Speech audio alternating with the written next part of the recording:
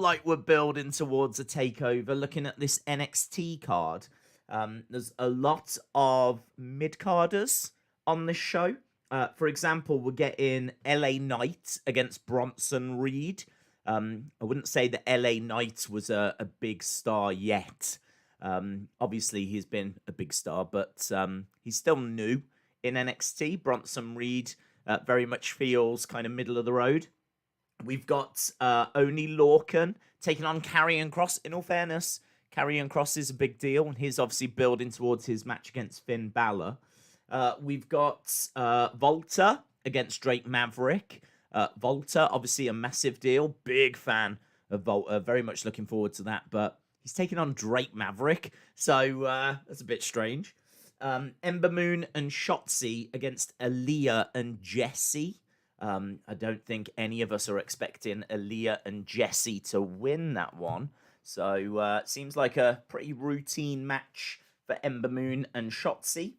We do have Jordan Devlin against Kushida. We do have Io Shirai and Zoe Stark taking on Dakota Kai and Raquel Gonzalez. That's a bit of a weird match because we've got the women's champ and Zoe Stark taking on Dakota Kai and Raquel Gonzalez. Obviously, that is building for Io and Raquel. I'm not sure what Zoe and Dakota are going to do in that match. Really, it's just building towards that singles match at TakeOver. So, I don't know. I'm kind of looking at it. It's a week for building, I suppose, for TakeOver, but it doesn't feel like the strongest show I've seen on paper. I'm maybe leaning a little bit more to AEW tonight.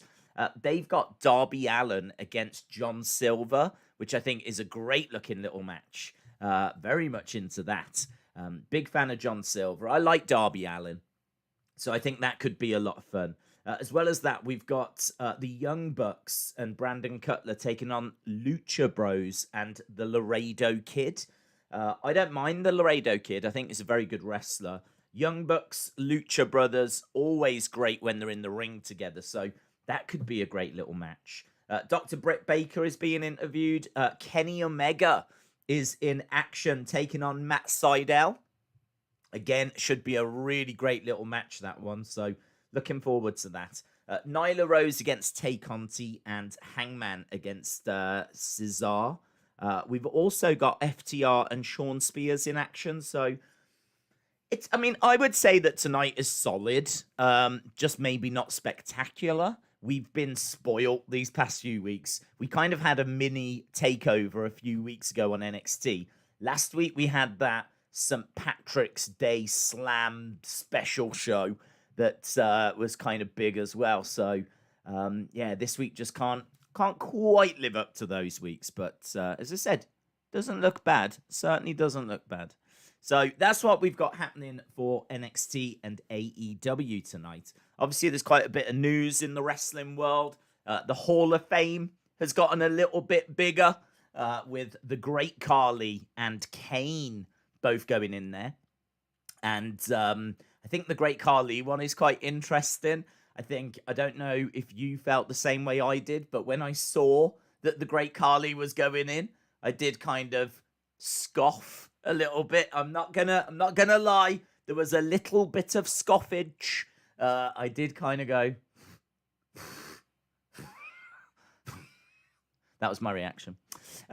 Because when you think about it, he has done a lot for wrestling in India. He is a former heavyweight champion. So I suppose in a way there is an argument for him going into the Hall of Fame. I have said before that if you are a WWE World Champion, you should automatically go into the Hall of Fame, and I still feel that way. It doesn't mean that I'm going to agree with everyone that goes in, but I do think that if you get to the point where the company is going to put their top title on you, and you are going to be the focus, the whole machine is going to be put behind you, and you are the man. You are the person that they think is the right person to carry the company forward at that time. Then that to me means that you've reached the absolute pinnacle. that means that you've reached the very top. WWE is the biggest wrestling company in the world. If you then get to the top of that company, well, then, yeah, I mean, I'd argue you have had a Hall of Fame career. You've reached the very, very top. So even though my initial reaction was one of scoffage, when I started to think about it and thought maybe more about the impact that he has had in India, then, yeah, I can see why. Still didn't sit quite right, but I suppose I can see why. I mean, that's Superstar Spectacle. That was viewed by about, was it 20 million people? 20 million people tuned into the Superstar Spectacle in India alone. So, like, the Indian market is absolutely huge. I think Jinder is going to be back and will be feuding with Drew McIntyre at some point this year. He might even be champion again. So that Indian market looks like a massive opportunity still for WWE, something that they absolutely should capitalize on. And they are, by introducing a lot of new Indian competitors, and we saw a lot of them at the Superstar Spectacle. So, yeah, and you've got to say that the Great Khali played a big part in that, in, drumming up all of that interest. They're, immensely proud of him.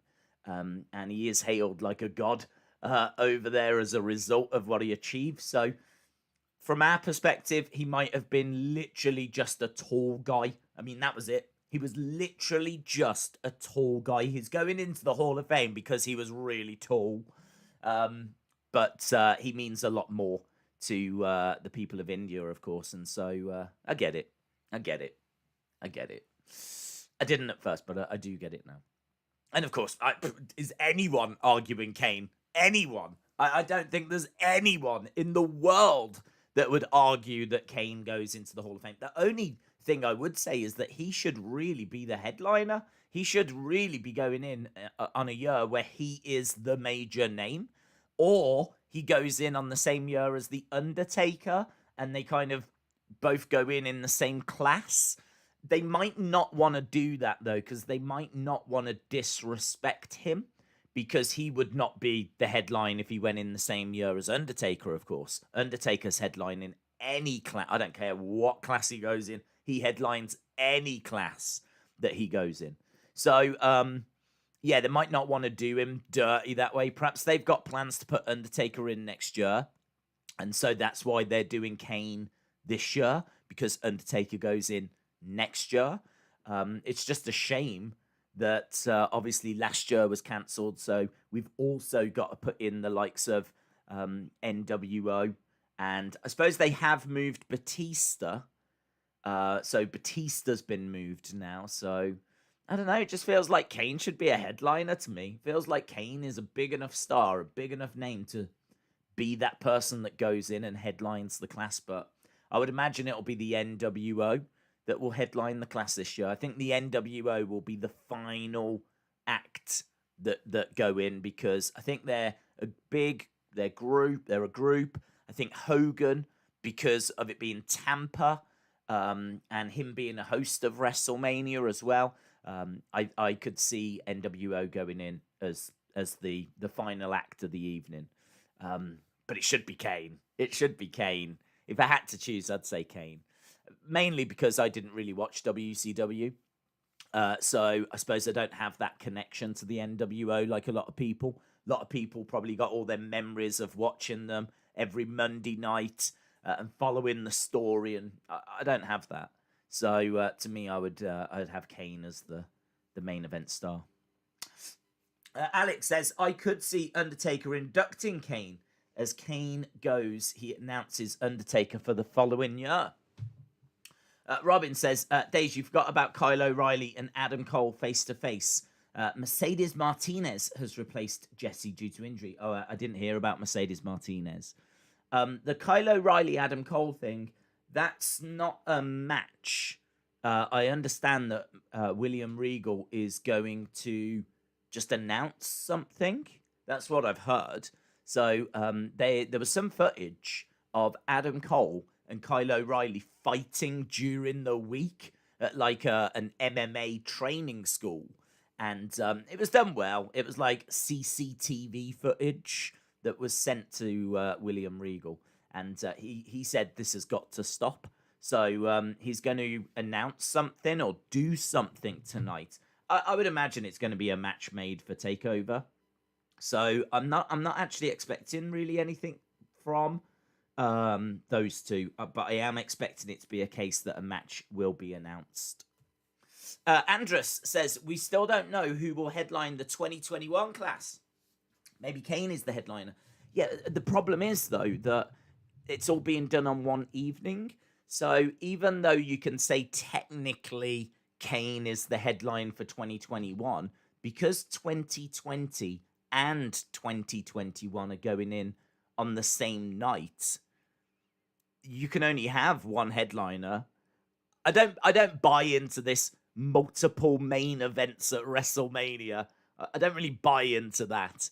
I suppose you can get away with having two now, where you've got two separate nights. So you can have a main event of night one and a main event of night two. And certainly if the Hall of Fame was over two nights, then you could do that. You could have NWA headline in night one, Kane headline in night two. But Hall of Fame's only a one-day show. So that means there's only going to be one final entry at the end of the night. And that, to me, is that's the headliner. You can only have one headliner when you're doing a one-day show. So that's my point. It's just a shame that Kane probably would have been the headliner for 2021. You would imagine.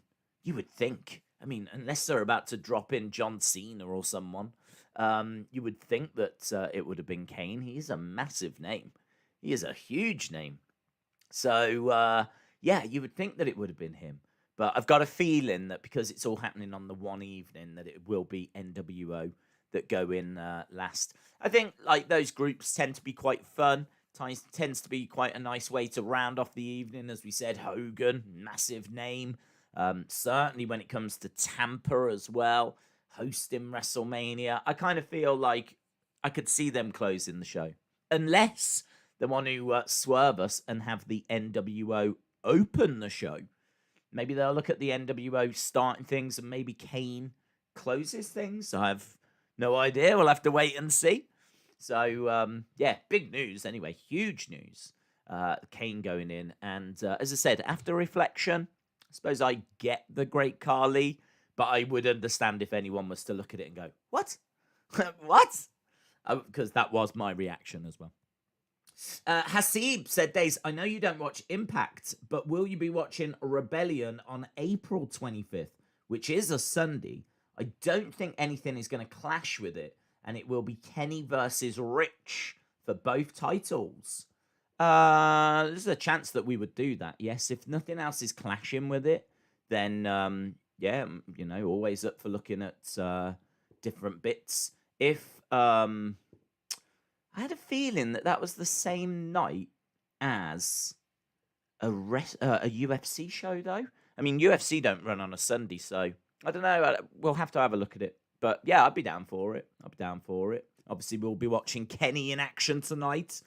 And he's apparently in a match with Matt Sydal.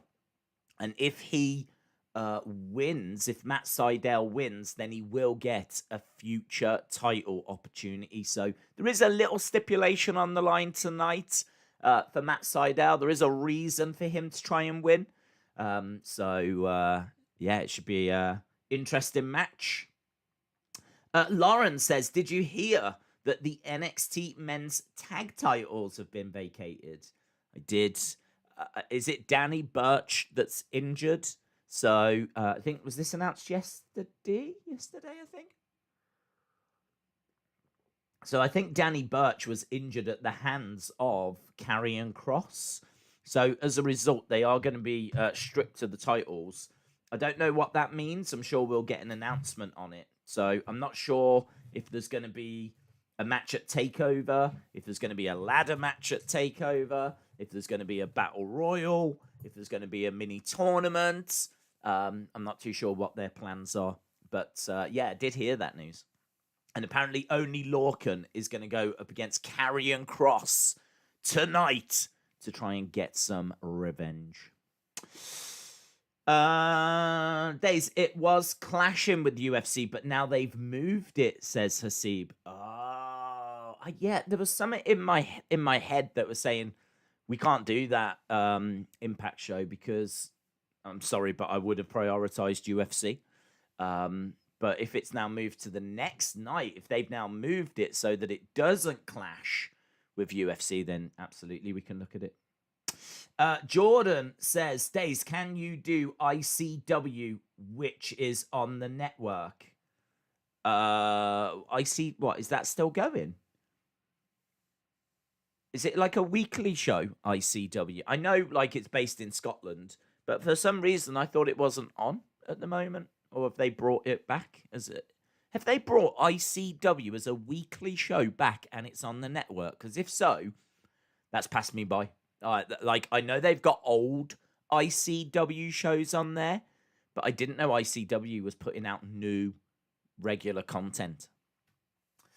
Mike says, Days, who do you think the best technical wrestler of all time is?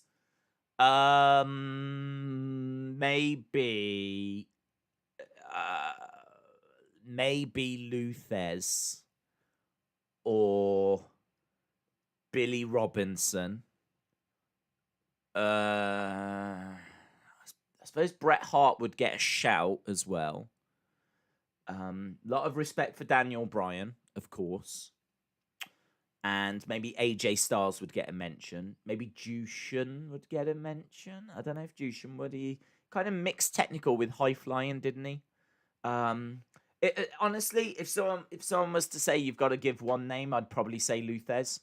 But I do think Billy Robinson would have to be right up there. So quite a few of the older names. I kind of feel that like the more modern wrestling is based a little bit more on high flying or gymnastics and flips and things like that. Like you don't. I suppose you see a little bit from time to time, but I don't know that you see highly technical wrestling. I mean, if you want to see highly technical wrestling like Zack Sabre Jr., it's probably the best right now over in New Japan. The kind of stuff that Timothy Thatcher does is like highly technical stuff as well. So that's the kind of wrestling that we're talking about. There's not many people that you see kind of work in that style. So it's kind of a style that's I don't know if it's out of fashion or if it's just a case that Vince hates it. I think Vince hates it. So as a result, Vince has got no interest in watching people putting holds on each other and trying to get out of them and reversing and all of this. Vince just wants entertainment. He doesn't really want the actual kind of scientific side to grapple in. He's not really interested in the dynamics of wrestling itself. He never has been. So I think that's probably why you don't tend to see it in WWE. It's also why I think Timothy Thatcher's going to really struggle when he goes to the main roster, because I think Triple H is a bit more interested in that side of things, and I think that it's a little more encouraged in NXT than it is on the main roster. So, yeah, I do worry for Timothy Thatcher. He could be an NXT for life, because I'm not sure that he's going to translate very well to the main roster. Lewis says, ICW, Progress, WXW are all putting new content onto the network. Is it new content, or is it like compilations of old content? Is it or is it like old shows, or is it like new shows from like a year ago? Or I know there's content going on there, but I'm not aware that ICW are putting on like weekly shows and it's going on to the network. Or Progress. I mean, Progress can't because the UK's in lockdown. So Progress can't be putting out new stuff. I mean, I know NXT UK are, but they're operating from the BT Sports studios in front of no crowd. And obviously it's all backed by two major companies, BT Sport and WWE. But Progress? I haven't heard about any Progress shows. Don't know. Could be wrong. There could be loads of wrestling going on out there that I'm not aware of. But we are still in lockdown. So I would be surprised if there was regular ICW and Progress shows being put out. Mainly because no one has mentioned them. I've seen no talk of these shows whatsoever. Lawrence says, apparently Brandy and Cody have got a big announcement. What do you think it could be? I have no idea. I haven't heard about this. I haven't heard about a big announcement. Perhaps are they having twins or something? I don't know. Knowing Brandy, she's probably just gone and bought like some milk. And she wants to tell us all about it. Like, that woman loves being on TV. So, I don't know. Progress and ICW are doing some shows, but with no fans. Well, that honestly is news to me. I haven't heard anything about Progress or ICW putting out new content at all. I don't even know how they're able to do that. Are they deemed an essential business? Are they deemed an essential? Perhaps it's because of their connection to WWE. They can somehow get around it. I don't know. I don't even know if NXT UK can be deemed an essential business. Will Rally Sport says, I'm glad to see that Kane and the Great Khali are going into the Hall of Fame. What do you think? We just spoke about it. I'm pleased for them both. I was a little confused at first when it came to the Great Khali. But, yeah, I mean, there's no denying that Kane deserves to go in. In a way, I totally get the Great Khali one. So, yeah, pleased for them. Dave in Real Life says Thunderdome is moving again. Yes, it's, I can't remember. Is it the Yingling Arena or something like this? We spoke about it a while ago. Someone told me that it's a beer, Yingling. Never heard of it. But apparently it's like a beer. Gaming in real time is a legend. They donated Still 2 in New Tampa. Zealand dollars via a super chat. I have gained a lot of muscle, makes me happy. Heart, Jim. Shout out to you, Gaming in Real Time. The muscular Gaming in Real Time. Muscles in real time. Shout out to you. Glad to hear that the working out is going well. Harley says, Days, do people actually think it's Bo as the Fiend? I mean, the WrestleMania match I never thought we would get is Randy Orton versus Bo Dallas. I think that when it comes to the Fiend, fan theories have always been a big part of that, of the enjoyment of that character. Trying to, like, work out what they're trying to say and the little hidden messages and, you know, all that kind of stuff, I think has always been a massive, massive part of The Fiend. And obviously, we were doing theory videos when it first started as well. So I kind of think that the Bo one is just it's a fan theory. It's a fan theory that The Fiend looks maybe a bit different now, obviously, because they've changed his mask, they've changed his attire. His mobility seems to be a bit more restricted. So people are saying that it's a load of padding. People are saying that he looks a little different. I mean, I don't think it's Bo. I really don't think it's Bo. I think it would be fun if it was. But I don't think it is. I think that it's just one of them fan theories. It's just one of those. It's one of those things that you see it on the internet. I've seen people on Twitter talking about it, and you just kind of go, oh, okay, yeah, it's just something to be aware of. There's some people out there that think it is. You go, okay. So that's kind of where I am with it. I don't think it is. I think it's an interesting thought. I think it'd be fun if it did go that way. Because I have no idea what Bo's doing. I hope he's well. I haven't seen him in forever. He might still think he's in the B team. So there we go. Like we probably do need something for Bo. So yeah, that's all it is. That's all it is. There's no like major evidence or anything like that. There's nothing that's like really concrete. It's just someone thinks it's Bo. That's it. Like, it'd be the same if someone thought it was Ronda Rousey in there. It's not actually based on anything. So it's just a fan theory that's just interesting. Muscular Days coming real soon. Oh yeah. Austin says it's not Bo. The Fiend made a noise when he hit Sister Abigail and it sounded like Bray. Okay.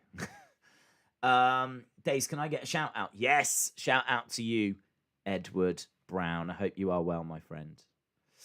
We're all Sports says, oh, disappeared. That's what you've done. Let me go up to it. Hang on. Here we go. Did you see Penelope Ford and the Bunny wrestled in AEW Dart last night? Both were good in the ring. No.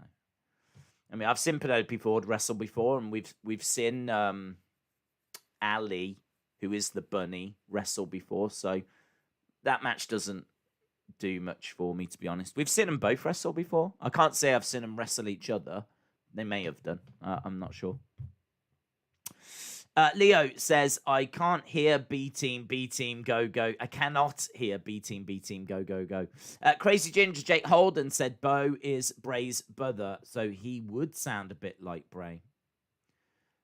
This is based on nothing, right? It's based on nothing.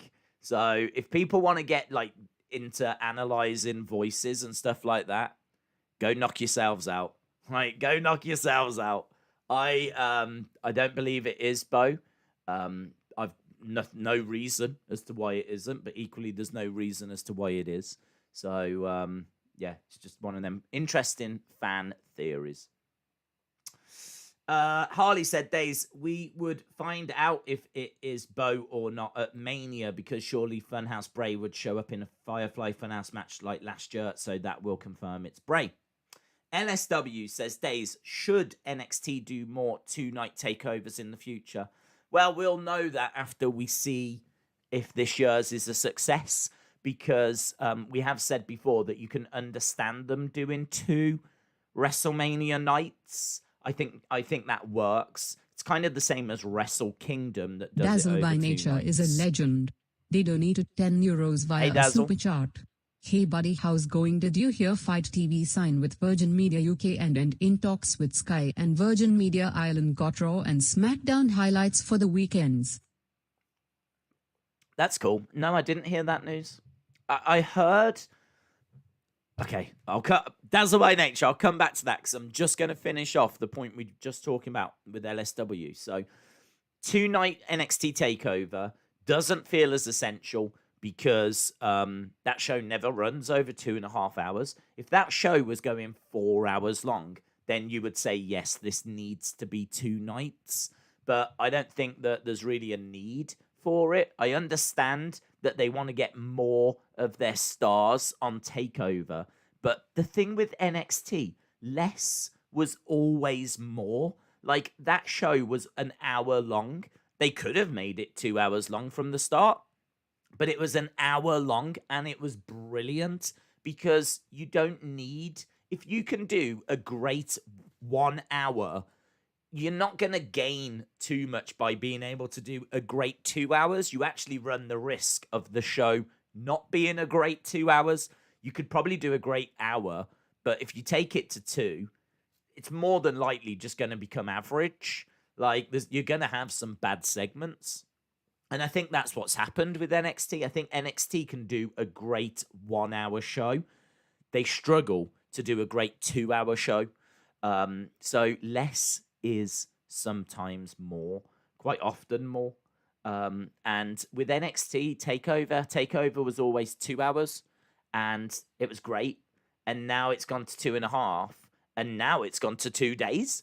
So I don't like the way that NXT is going by getting bigger and bigger and longer, but the quality is not getting better and better. So I don't know, maybe it's just the world that we live in now where content is king.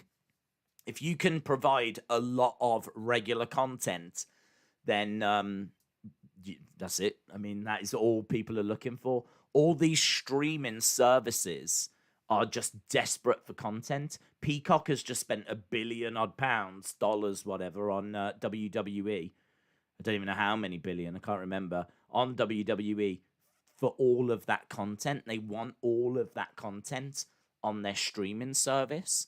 And, you know, obviously they get a ready-made fan base as well. Content very much is king. Think about Netflix. Think about catch-up services. Think about Amazon Prime. Think about, obviously, you know, the WWE network. There's, I think, baseball networks and everything. Just content. So important. And they're just going that way. So I don't think they're doing it for quality. I think they're just doing it to get as much, you know, content out there as possible. So do I think that NXT TakeOver should be 2 days? Let's see if this one's any good. I'm sure it'll be great. I'm sure that they'll do a very good job with making it feel important, but I bet there's some moments that you could have cut out. I'm pretty sure this is going to be 2 days, really good, but I bet at the end of the day we could have made it one exceptional takeover and you know, cut out a few matches that we probably didn't need. Whereas with WrestleMania, that already got to the point where it was like 7 hours long with the pre-show. So if that's what they're doing going forward, 2 days makes sense. Dazzle by Nature says, did you hear that Fight TV had signed with Virgin? The only reason I know they're connected is because of the NWA. NWA are doing weekly power shows over on Fight, and their pay-per-views are being shown on Virgin Media. So I knew there was a connection, but I didn't hear that Ireland had now got Raw and SmackDown highlights for the weekend. So that's great news for them. So if you are in Ireland, looks like there's been a little development there for you. Edward says, Days, how do you feel that you woke up early and had dinner early? Please respond. I feel... how do I feel about that? Normally, Edward's been asking me about what I've been having for dinner recently, and I said, I always have dinner after the streams. I tend to wake up literally about an hour, half an hour before we go live. I'll then stream, and then I'll have dinner after. Tonight, I actually woke up 2 hours before the stream, and I ended up having something to eat before. I can't say I enjoyed it. It was a lasagna. Lasagna's all right. It's all right. It's not my favorite meal. It's all right. But, yeah, I think I would have preferred longer in bed, to be honest. I think I'm just being honest. The choice I had today was, do I wake up to lasagna or do I spend even longer in bed? And I think I went for the wrong option. So I'm being straight up honest with you there, Edward. I think I should have stayed in bed. And then, yeah, all right, I probably would be having sandwiches or something after. Maybe like some kind of a cheese on toast, maybe beans on toast or something along those lines. Or sometimes, like, I'm not very good at cooking, right? And by not very good, I mean I just can't do it full stop. So, like, one of my favorite meals to make is I will get microwavable rice, put it in a microwave. It's what you do. Get that going. Get some tuna, open that, put that into a bowl. The rice warms up. Take that out, put the rice in. Rice and tuna, mix it together. Lovely, yeah? Easy. Even I can do that. So I probably would have ended up with something like that. So I don't know. I've had a nice meal, but I think I would have rather stayed in bed. Mark says, how are we going to do Bray Randy at WrestleMania with fans back? Well, hopefully, Mark, it's just going to be a straight normal match. We've spoken about it a few times that feel that the Fiend needs some good matches. Like, it's all well and good having the sizzle. It's all well and good building up the universe for the Funhouse and all of that, but if you're not going to have matches, if you're not going to, you know, when the bell rings, show what you can do. I mean, the real purpose of being here is to wrestle, is to compete and go for championships and all stuff like that. Like, otherwise, why are you here? Why are you here? Like, go off somewhere else. Like, why are you here? Like, you're here to compete in the ring. So I kind of feel like the Fiend needs some good matches. So I'm hoping that we get Fiend entrance, a big Fiend entrance that I know that a lot of people are hoping for and looking forward to. And then comes down, bell sounds, and we get a great Fiend match. That's what I want. I want a great Fiend match. No supernatural stuff, just a great match. Because Orton can deliver that, and I think Bray could deliver that, but I do worry that Bray now is very focused on things other than wrestling. I don't know that Bray is thinking about his matches. I don't know that Bray is thinking about how is he going to steal like the show at WrestleMania from a wrestling point of view. I think they're a lot more focused now on this story and just the character and all the stuff outside of the ring. So I would hope that the fans are back and we get back to, you know, great matches.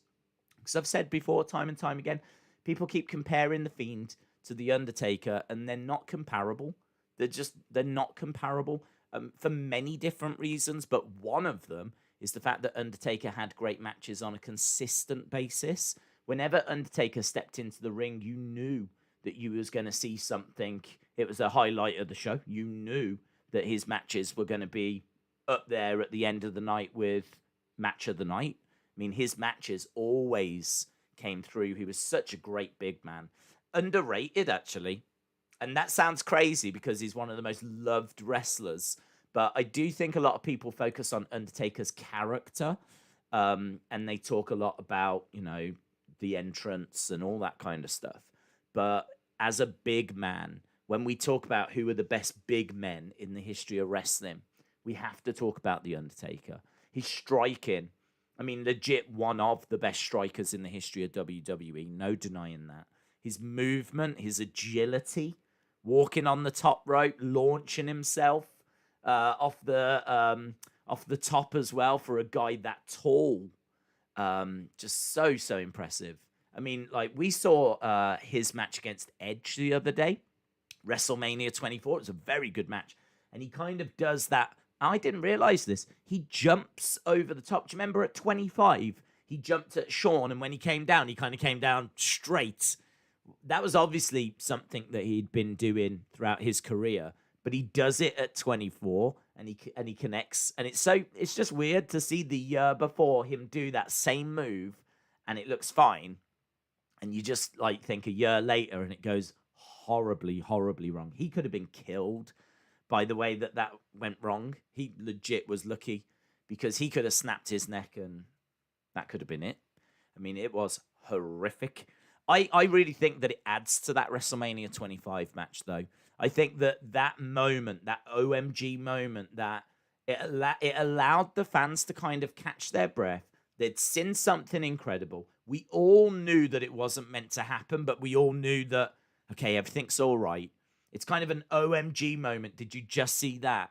It's sort of a botch, but not a botch that you would ridicule someone about. It's not a botch like you would ridicule Nia Jax about or anything like this. It was a botch, but it's a botch that's kind of still really cool. Do you know what I mean? And I think it really adds to that WrestleMania 25 match.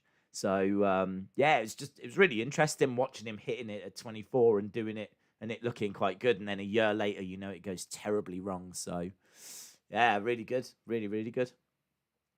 Harley said, Days, it's not actually Bray that is in that outfit. It's Simpanold because he wants to get some of Alexa after what happened to Fastlane. Do you think backstage is saying, pin me, Alexa? And she's like, you don't sound like Bray. You sound like Simpanold. And he's like, just pin me.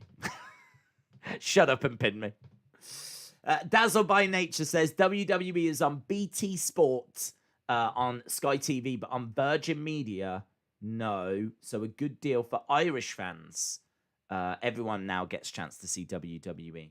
Yeah, well, that's great. That's great. I'm really pleased that Irish fans have now got better access to WWE. So, yeah, and certainly, as we build towards WrestleMania as well. Robert said, I'm so happy that Kane is going into the Hall of Fame. Kane and Undertaker. Dazzle by Nature is a two big legend. names. They donated €5 via a super chat. WWE is on BT Sport on Sky TV but on Virgin Media no, so a good deal for Irish fans, wrestling fans, everyone sees WWE. I agree. Gabe says, will you be watching NXT or Impact on Tuesday night? We'll be watching NXT. We've been watching NXT for a while. We took a bit of a break when there was certain someone that I wasn't a fan of around, but we came back to it, and I think it's good. There was someone on Twitter that actually had all of the weekly shows, and they were like, rank these in order, and I almost did it. I looked at the tweet and I put it in my order, and I was like, oh, it's one of them, innit? Nothing good's gonna come of me tweeting this out. Nothing good will come. I'm not throwing shade on anyone, right? It's just someone tweeted out, put these in order, and you know, I'm sure you do the same. You look at it and you do that, fun little thing. And I almost tweeted it, and I was like, no, I stopped myself because I was like, nothing good comes of this. Nothing good comes of this. So I stopped myself. But I'm going to tell you the order now anyway, because, lol. So I had it whereby it was SmackDown at 1. I love what they're doing with Roman. It's probably my favorite story in wrestling at the moment. Although I do want to say I am a big fan of Don Callis. I'm so impressed with him. Since he has burst onto the scene with Kenny, I mean, obviously I was aware of him before and his connections over in New Japan and everything. But, oh, God, the way he carries himself, the way his promos, I think the things that he says, he started to call Kenny now a wrestling god. I feel that Don Callis was the missing part to Kenny Omega. He was the missing part. And I think it's massively helped. So I had SmackDown at 1 with Roman. Now, this is where it got tricky because I had to choose between NXT and AEW. And I literally based it because I think both shows are very close. And you just heard me say I really love what Don Callis is doing. But I did put NXT ahead. The reason why, and it's very simple, I just thought back to all of the scores. I just thought back to all of the shows that we've done and the streams. And I know that I've scored NXT higher because we weren't sure about it. Someone went back and counted it all up. I was under the impression it was quite close. Someone went back and counted it up. And the last time I heard it was about like 2011 or something like this. 20 times we had scored NXT better than AEW that week. And 11 times we'd scored AEW. So thinking back about the scores, I think we've scored NXT higher like each week. Not every week, but more weeks, let's put it that way. And that was it. That was all I based it on. But I do feel that the shows are actually very close. A lot of those weeks, it would be like 7.25 to 7. Do you know what I mean? There's pretty much nothing in it. We're talking about NXT's better because it had one match was a bit better. But the shows are very, very close.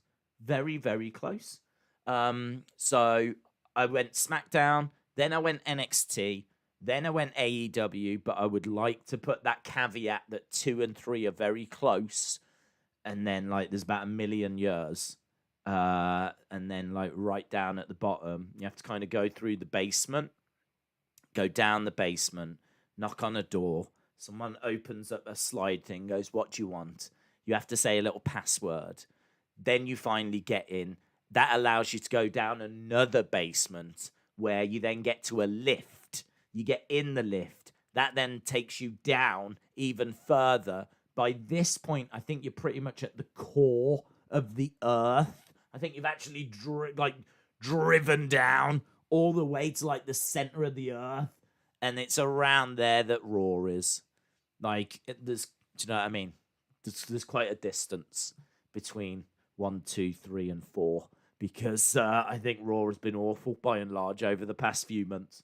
Although I will say, probably the past month, it has been much better, and this week was a good show. This week was a good show. But one good show does not maketh Raw. So, there we go. That was my order. And I didn't put in NWA because that's only just come back. So, can't really judge it at the moment. Joaquin Uribe is a legend. They donated $1.99 via a super chat. I love Don Callis makes you believe what he's saying. I agree. I think he's brilliant. I think he's absolutely brilliant. I think he is the missing piece for Kenny Omega. My appreciation for Kenny Omega has changed. I've always liked Kenny. I liked him when he was in New Japan. I think what my favorite match of last year was him and Hangman against the Young Bucks. So even when he was in that tag team, he was doing some great stuff. I remember him and Hangman against SCU when they won the belts, that being a fantastic match as well. So yeah, he was doing some stuff, but his solo work just wasn't grabbing me. His solo AEW stuff just wasn't doing it. But now that Don Callis has come along, I kind of feel like something missing has been fixed, has returned, is a final piece is in place now. And I don't know, could I say that I'm enjoying his matches more now? I'd need to see more. But the barbed wire death match I thought was fine. I thought that had potential to be horrific, but it was actually fairly entertaining. So, yeah. I mean, it wasn't 5 stars or anything like this, but I enjoyed it. And I wasn't sure I was going to. Certainly not when I first heard about it, an exploding barbed wire death match. But, you know, it's quite brutal. They went for it. And, yeah, I thought it was quite good. What I liked about it was it's fairly logical. So, you know, the ring was surrounded in barbed wire. There wasn't really a need for any stupid stuff to be brought out because, you know, the ring is the danger. So you don't really need like these extra platforms arriving and all this kind of stuff. That was my problem with their last match. Was it's like, right, now we're going to do the glass spot. Now we're going to do the going into the barbed wire spot. Now we're going to do going into the light spot. Now we're going to do I'm going to hang you over the edge of the ring spot. And it just felt to me like it was spot. I didn't feel like I was watching a match. I felt like I was watching just a collection of hardcore moments. It didn't feel like a match. It just didn't feel good to me, that first one. I really didn't enjoy it. But the barbed wire death match felt a bit more like a match. Didn't feel like it was just spot. So I enjoyed it a lot more. So, yeah, we'll have to see. We'll have to see what Kenny goes on to do. But I think his match against Rich Swann is quite interesting. I've always rated Rich Swann when he was in WWE. I thought he was a great talent. Very comparable to like a Cedric Alexander. Cedric Alexander's someone that I think is a great talent as well, but not utilized.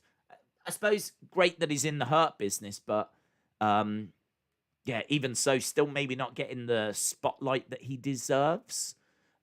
Because obviously they're losing a lot at the moment. I kind of feel that Cedric Alexander's, you know, really good star. Like, underrated. Very, as I said, very much like Rich Swann. So, I mean, imagine Kenny against Cedric Alexander. That would be a great match. And I think him against Rich Swann is going to be a great match as well. Dazzle by Nature, shout out to you. We are 6 minutes away. Dazzle by Nature is a legend. They donated €2 via a super chat. Keep up the good work, buddy. Much respect. Appreciate the support, Dazzle by Nature. Really do. Very kind of you to support the channel as you do and join us on a regular basis. So shout out to you. Shout out to everyone that joins us. Obviously, we're here pretty much every night. And we've got a massive few weeks coming up. Obviously, this weekend, UFC 260. Huge. absolutely huge. As we might do a WrestleMania watch along on Sunday. I don't think there is anything on Sunday. So I always like to do something on Sundays where I can, because I appreciate people are off work, and it's just one of those days, isn't it, where people are like sitting around a little bit, certainly where we're all stuck indoors. So Sunday, I think there's a chance we could do a WrestleMania watch along. So we've got UFC, potentially a WrestleMania watch along, but I can't totally confirm that yet. And of course, all the time we're building towards WrestleMania, it's really not that far away. It's really not that far away. WrestleMania, NXT takeover. We were saying on the Escape Pod as well, there's no way that AEW are just going to sit around and not give you something. They're going to give you something huge during WrestleMania week, because I don't think they're going to want to be overshadowed. So I am expecting them to come up with something quite good for WrestleMania week as well. So yeah, it's going to be a busy few weeks. Harley said, I would have SmackDown at 1. It's just awesome. I'd have NXT at 2. I'd have AEW at 3, although I feel like it's getting worse each month. And I'd have Raw at 4, although I feel that it's getting better. Yeah, I would agree with that. I don't know that AEW is getting worse. I mean, we are coming off a fantastic main event last week with Thunder Rosa and Britt Baker. And as we said, I've got a lot of praise for Kenny and Don Callis and the work that they're doing. Obviously, it's fun to see Sting as well, but I don't need to see him doing promos every week. So he's not actually advertised this week. So maybe this is a week where we won't see him. I'm not sure. But I think that AEW are doing fine. I think they're doing fine. For a startup company, I think they're doing very, very well. But I think there's all of us have got things that we would tweak or change about it. But I don't really know of any wrestling show that we wouldn't tweak or change some. Even SmackDown, that I think is the best show. There's not enough Billie Kay. I need more Billie Kay and her resume. So even SmackDown doesn't avoid criticism. Nick Aldis has called out Kenny, says Pit Viper. I didn't see that news, although I would love to see that. That would be awesome. Nick Aldis against Kenny. And Kenny is calling himself the Collector. So, he could get the AEW Championship, the Impact Championship. I mean, imagine if he gets the 10 pounds of gold. And he is the one. I mean, if Nick Aldis's reign is going to end, having it end at the hands of Kenny Omega is not the worst. The only thing I would say is that I would like it if Nick Aldis actually beat Kenny, and then Kenny came back for a rematch. I do think that Nick Aldis deserves to retain at least once against Kenny. I think that he's been such a great champion that I think he definitely deserves to at least win once. So if I was booking it, I would have Nick Aldis Kenny. I would have Kenny coming in as heavy favorite. But I would have Nick Aldis win. Nick Aldis would beat Kenny Omega. That would shock everyone. Everyone would be like, wasn't expecting that. I'd try and find a way of making it so that you really didn't expect it. But I'd have Nick Aldis win.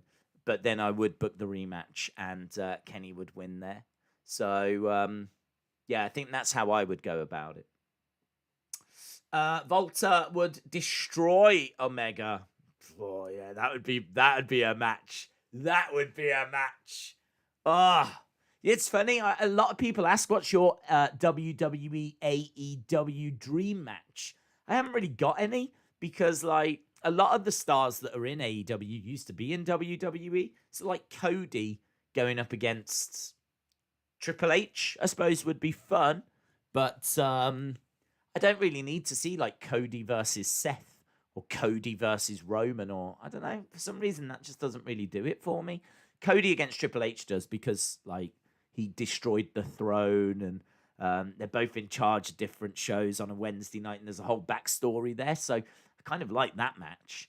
But I can't sit here and reel off loads and loads of dream matches. But like Volta versus Omega, that would be sick. That would be awesome. That would be great. So I would definitely be down for that. And I'd have Volta win. And then he'd have a rematch with Omega. And he'd win again. Yay! Volta! Volta! Volta! Seth versus Omega, says Austin. We want Volta versus Bryan. More of Sasha versus Bianca on SmackDown, says Rafi. Yeah, that build needed to be better. There was a hashtag, wasn't there, going around? Hashtag make Belair versus Banks main event. Something like that. Banks versus Belair main event. And it was trending.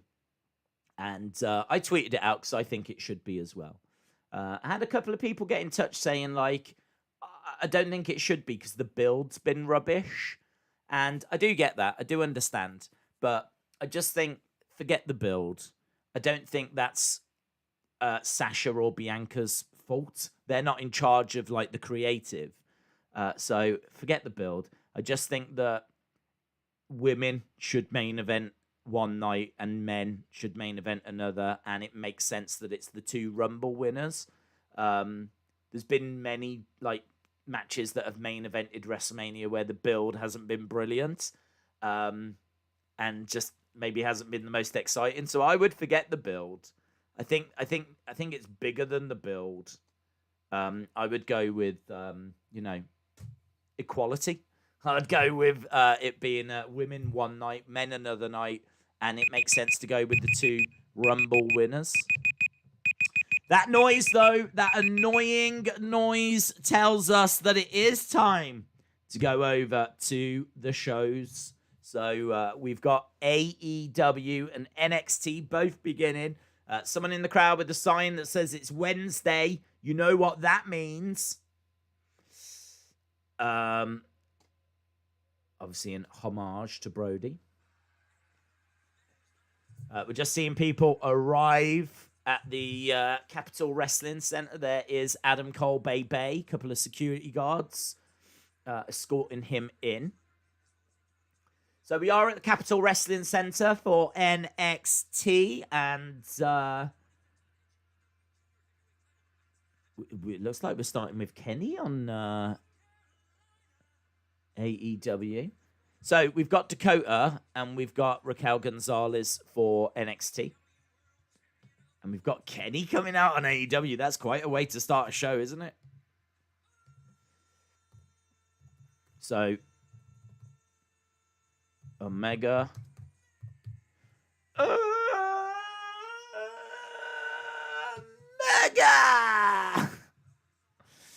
Do you know what? I love the cleaning girls as well. I wasn't a fan of him at the start, but all of it makes him feel like a bigger deal. So yeah, I'm into the dancing girls. Here's Kenny. I can't see Don. Right, here is Kenny Omega starting the show for AEW. There is Don Callis. Don Callis applauding. Kenny telling Don to step back a little bit.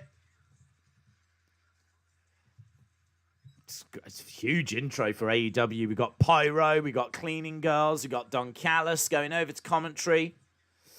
Over on NXT, we've actually got Zoe Stark, and I really like that girl. I really like her. So I'm a big fan of what she's been doing. So I'm kind of looking forward to both of these matches. Dakota and Raquel. So we've got Io making her way out. Zoe Stark. Right, Sydal making his way out. Right, Io. Zoe Stark in red.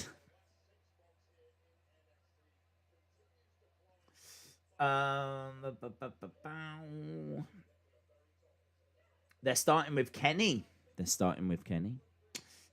Broom Girls come out of the face tunnel and Kenny comes out of the other tunnel, says Esteban. I don't even know if it is heel or face, is it? Are the two tunnels heel and face? I've seen a bit of a mixture with them.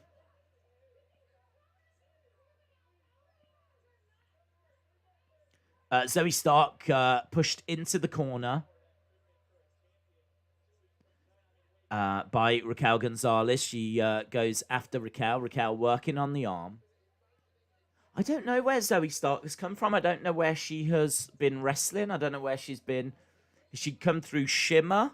Or has she been over in Stardom? Or I'm not sure. Look at that. Look at that flip, though.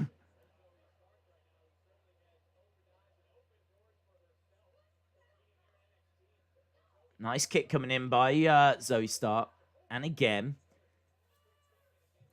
this feels, I'm telling you now, and I know that you know this already, Zoe Stark is going to be a big deal. She just needs a gimmick. I kind of feel what we're watching here is like Zoe Stark, she's quite raw in the sense of she doesn't have much of an identity yet. Her ring gear is just red.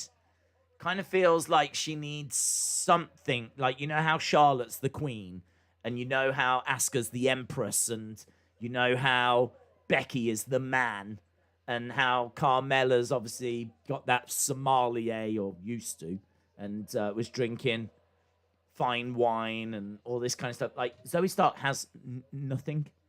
She has nothing. She's literally just a girl in, like, red attire. So it kind of feels like she's like a bit of a young lion in a way. But she can go, man. She can wrestle. She lays it in. She is an exceptional, exceptional talent. There's press by Zoe Stark. We've already seen her like kipping up, really laying in some big strikes. She's got a very good moveset. Over in the corner goes Dakota. I mean, they are properly excited about her because she's been on TV week after week after week after week. They are clearly excited by her. Scoop up by Io. Io gets knocked away. Dakota goes against the ropes. Io flips. Lovely Matrix escape. Against the ropes. Basement drop kick by Io. Kip up by Io. And we are underway with both shows at the moment. WWE have started to give WrestleMania matches specific nights. Is there anything you would change? I've not seen them. I can't say, so I've not really seen them. I don't really think there's anything that I would argue with. The only thing I'd be worried about is if they put all the big matches on one night and then you end up getting like AJ Omos and all the kind of lower down matches all on a different, but they won't do that. I would imagine they'll split them equally. 1, 2 count for Dakota. I'm finding myself watching this women's tag match more than I am Kenny. And it's weird because I do think there's a chance that Sydal will win, because the stipulation is if Matt Sydal wins this, he will get a title opportunity. I could see them booking that. Right, Zoe Stark's in, going hard against the ropes. Nice clothesline. Grabbing the leg of Dakota, going for the pin. Dakota kicks out. Zoe points over at Raquel. She's quite vocal in there. She's quite confident in there as well. Hair pull by Dakota. Raquel jumping into the ring. Richard K, shout out to you. Hope you are well. Richard, well, she'll read it out. I'm so used to reading them now, but we do have the return of Richard the K is a legend. They donated £4.99 via a super chat. Do you think WrestleMania will always be 2 nights now, or do you think they will go back to 1 night when the COVID dies down? Well, next year is planned for 1 night. So at the moment, next year is just 1 night. That can obviously always change as we get closer. I don't know if I think it's the ATT Stadium. I think it's in Texas. I think we looked the other day. So I think that it depends if it's available, doesn't it? I mean, it might not even be available, the stadium for both nights. So they might be forced to do it all on one night. But I think, again, I have to say, if this is a success, if they sell the tickets fairly quickly, if they can potentially make more money, then I think they would do it. What they need to weigh up is the cost of holding a 2-night WrestleMania. The thing is, the stage, I'm pretty sure they already have to have the stadium booked for a certain amount of time to set the staging up. So if they need it anyway to set the staging up, why wouldn't you do it? Because you can sell double the tickets, double the merch.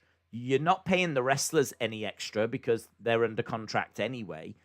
You surely have already got the stadium because you have to set it all up.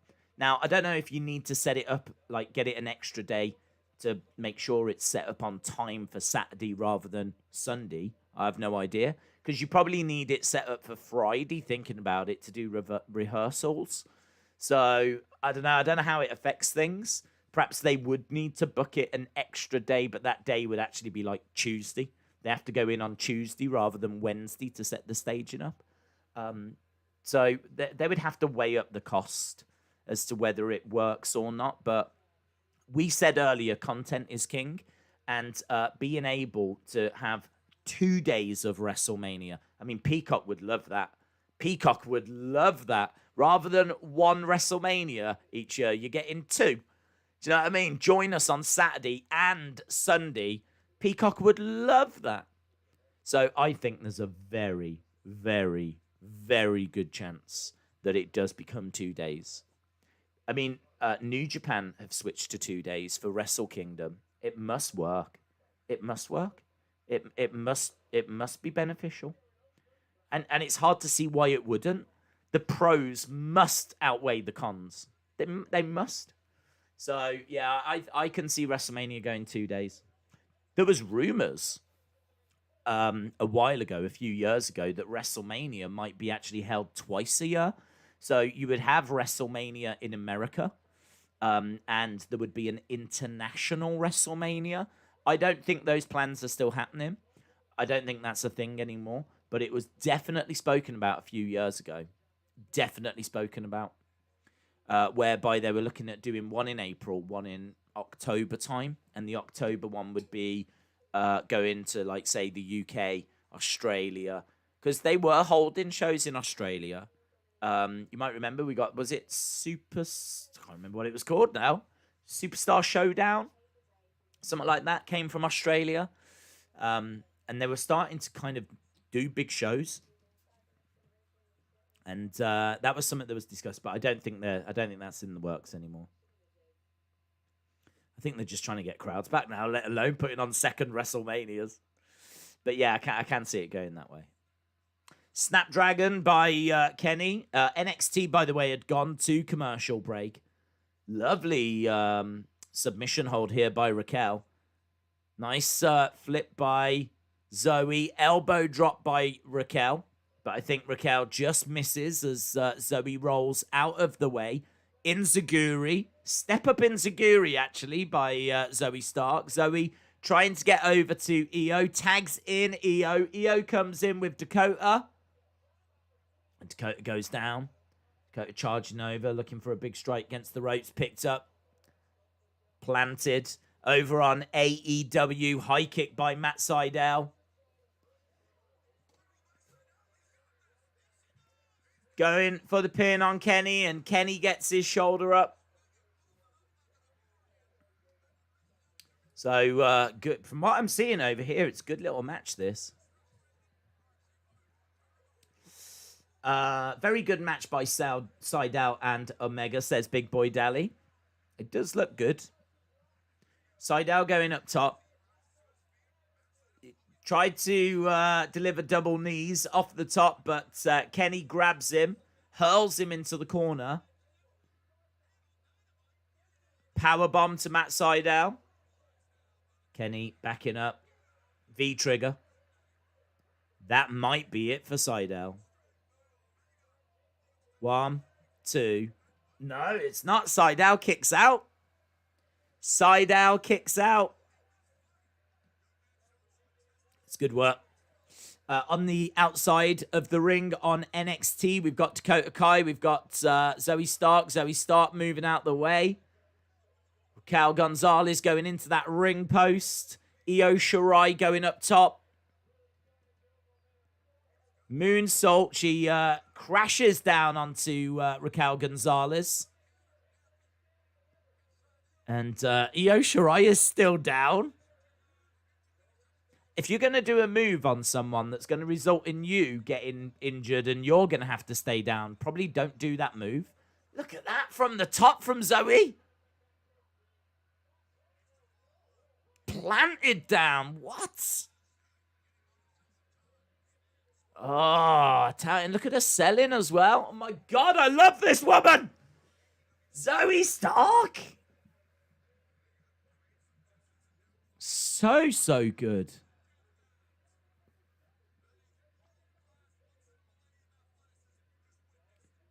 Io down on the outside. Zoe gets grabbed by Raquel. She's going to look to put her away. Another V-trigger by Kenny. 1, 2, 3. Right, Raquel pins Zoe. One-winged angel by Kenny. He pins Sydal. Both matches end at the 15-minute mark. Both matches end in at the pretty much the exact same moment. It's weird, isn't it? That was a good match. Both matches were good.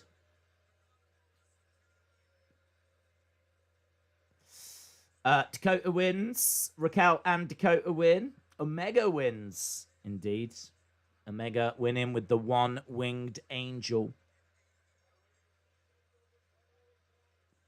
We've got Raquel and Io face-to-face in the ring. Dakota tries to get into the ring. She gets smashed by Io. Big boot by Raquel. Io goes out the ring. Collapses to the outside. Not sure where Zoe Stark has gone. On AEW, they're just telling us what we've got coming up tonight. Look at Raquel Gonzalez with one arm. Slams Io onto the announce table.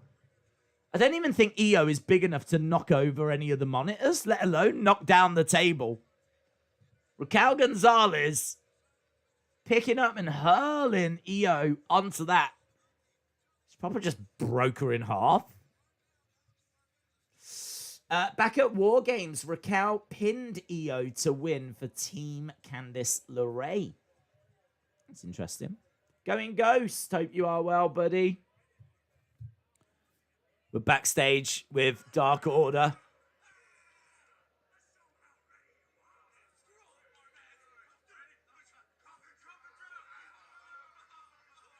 I don't know what's this.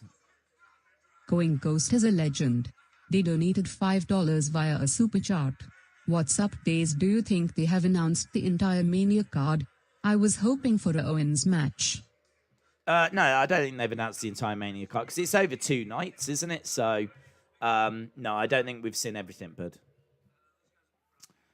I think Owens Sami Zayn is being worked on. So we just saw Dark Order backstage. We know that we're going to get Silver taking on Darby Allin. How long is Raquel Gonzalez going to have to stare at Io Shirai? Richard K is a legend. What's going on? £4.99 via a super chat. I think they should repackage Alexa Bliss, give her a mask and a new outfit, and call her Sister Abigail. Or thoughts? They can do that if they want to. I don't know. It's I don't know. It's hard, isn't it? Because like, if it was a psychological thing, whereby, which is what I wanted it to be at the start, if she like had fallen for Bray, she was like besotted with his power, like the way that he carried himself, and she wanted to be a part of his world, and so to try and be accepted she turned herself into Sister Abigail and tried to become Sister Abigail. She wanted to impress him and fit into his world. I think that would have been such an interesting story. But to me, the way this story is being told is not that creative. Like, instead, they would probably have it whereby she was possessed. I just don't think that's as creative. I don't think that's as intriguing. I don't think it's got as much psychology behind it. So if they were going to go that way, then I think they would just do it whereby the spirit of Sister Abigail has possessed her. And I don't know. That just feels very cold to me.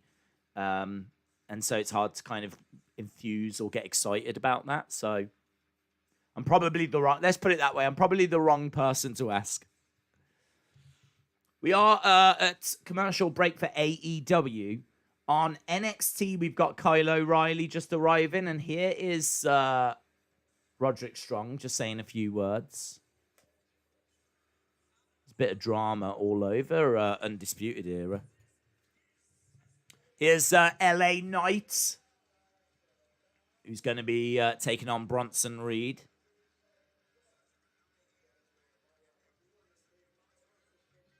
Is that Cesar?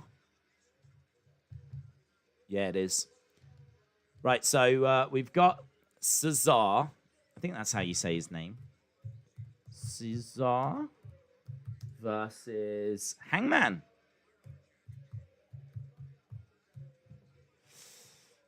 Right, LA Knight is doing some talking. Are they going back to commercial break again?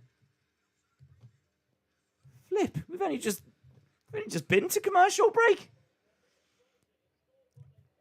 So I think once we come back from commercial break, LA Knight versus Bronson Reed. Bryce says Peyton Royce needs to become WWE Raw Women's Champion. Cesaro is now Cesar. That's crazy, says Austin.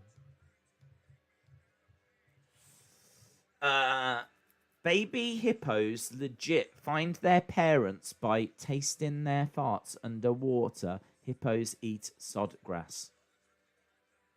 Great fact.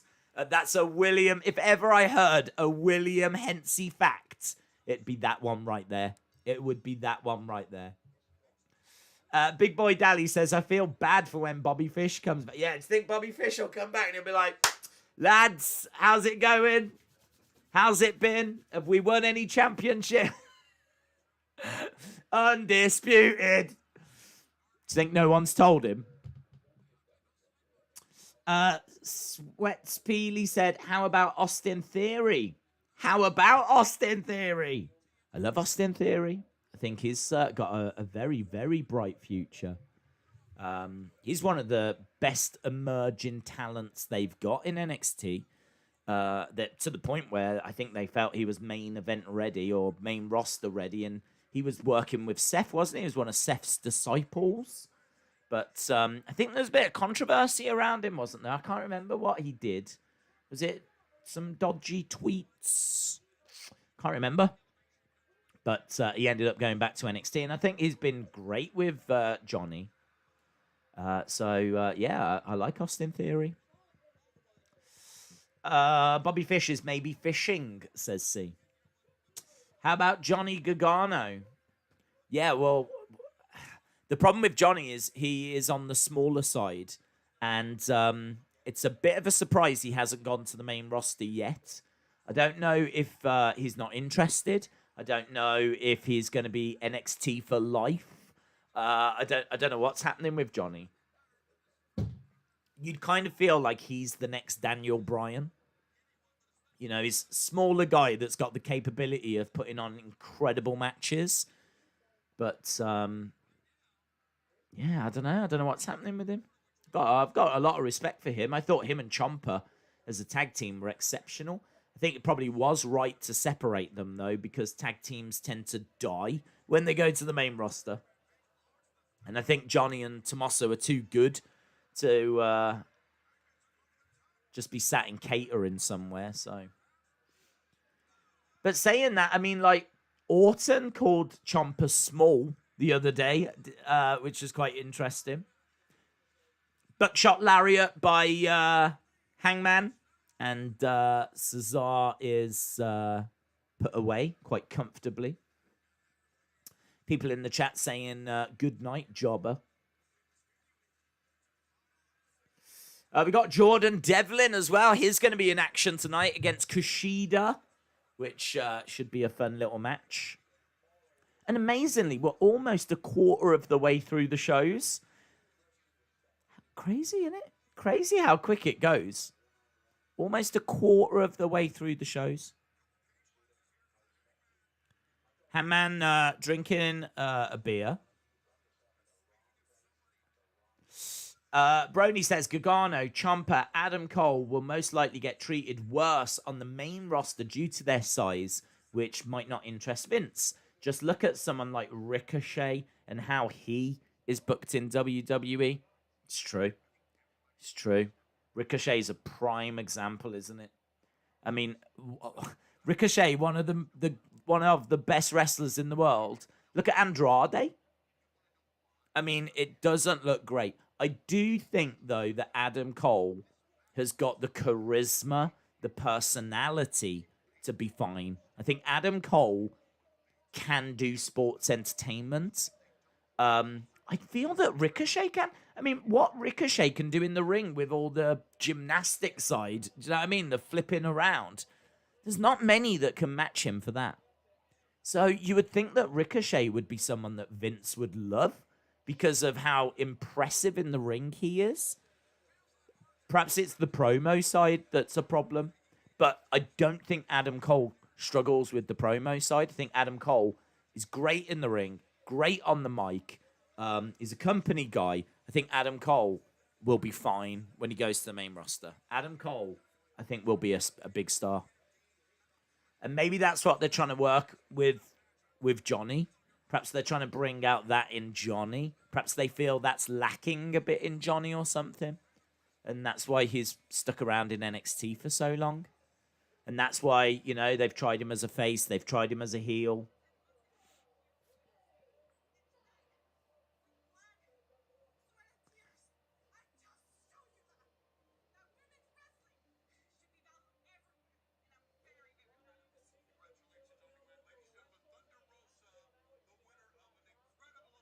So AEW, they're just showing us a recap of last week's main event.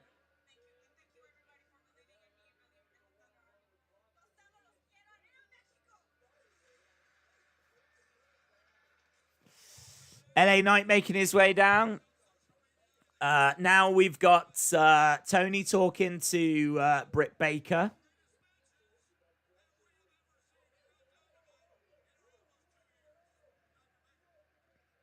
Tony calls it one of the greatest matches.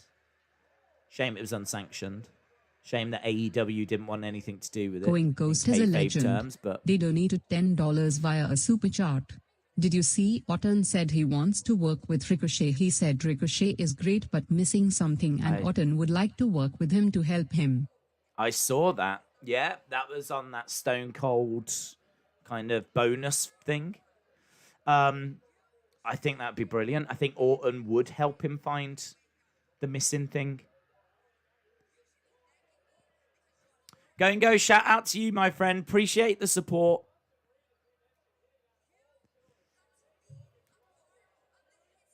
Britt Baker talking to Thunder Rosa right now.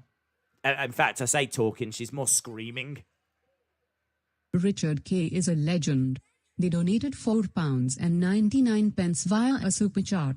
Guys, you can't really say about size in WWE anymore. It's not the 80s. I mean, Rey Mysterio is tiny. When WWE champion Benoit was tiny. Daniel Bryan.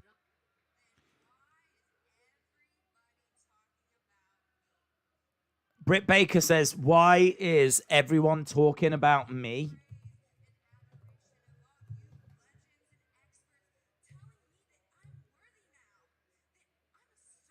I'm a star now. Mick Foley? Thanks for the thumbs up. Except it took you 20 years. Good promo. Good promo.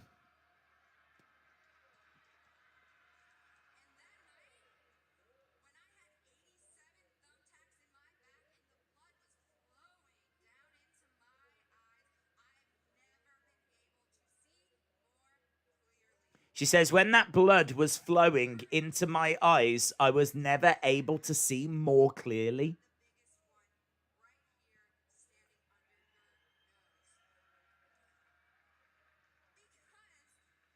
Do you remember when she cut that awful promo on the Jericho cruise? Do you remember that?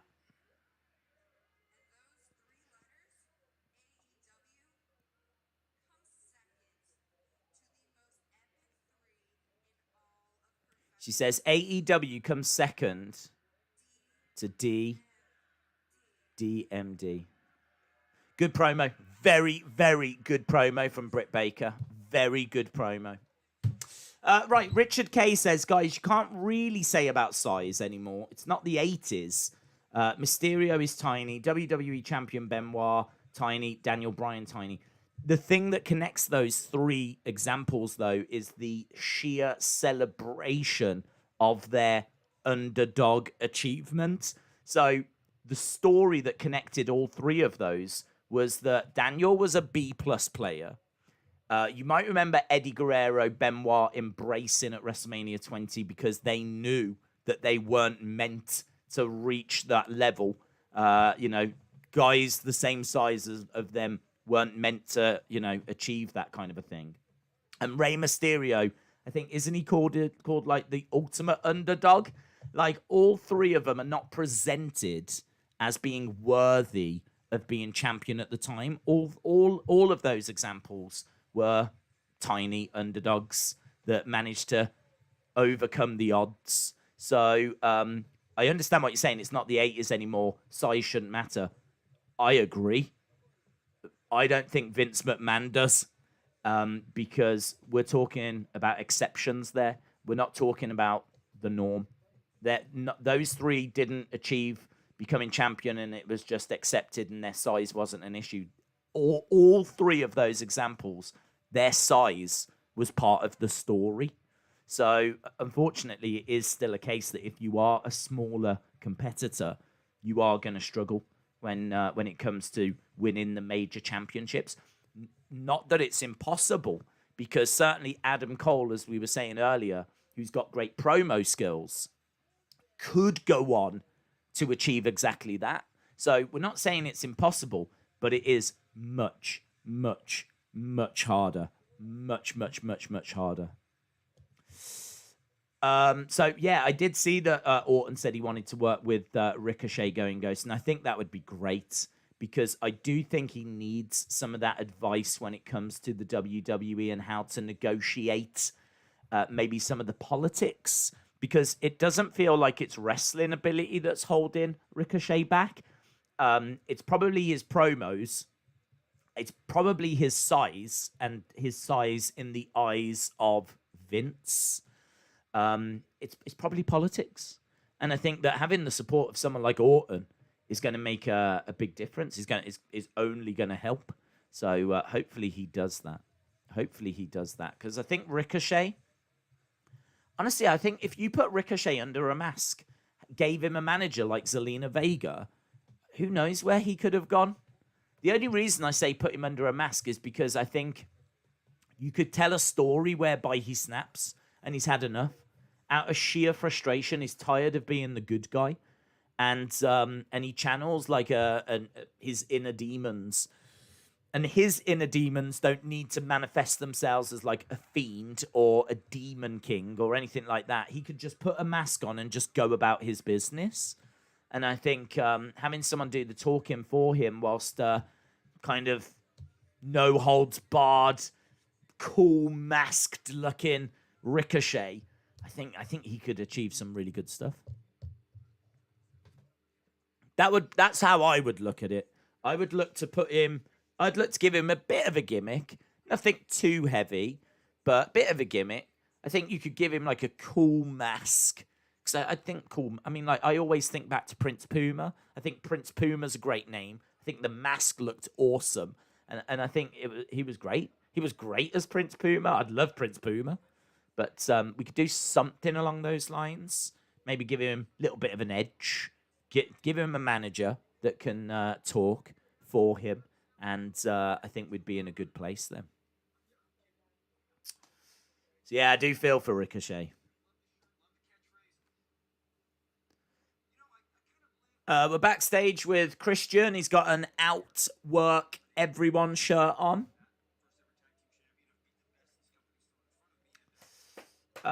Cole is around the same height as Punk. The difference is muscles, says Crazy Ginger Jake Holden. Heather says, Ricochet can't cut a promo, Adam Cole can. Yeah, I think it does come down to those things, but I think is Ricochet a bit smaller than Adam? In my head, he's a touch smaller. I know Adam Cole's not the tallest guy in the world, but I think Ricochet might be even even slimmer, like more slender. Do you know what I mean? Than Adam Cole. I feel like Adam Cole at least has got something about him, some size. But you're right. I think the promos do make a difference.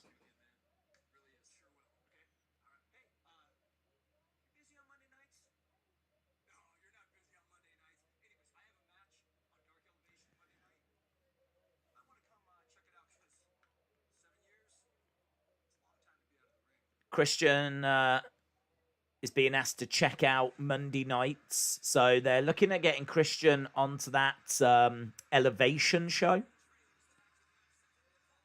Right, we've got the Pinnacle. Here's MJF. So MJF, Tully, FTR, Shawn Spears, Wardlow. Pinnacle members making their AEW Trios debut.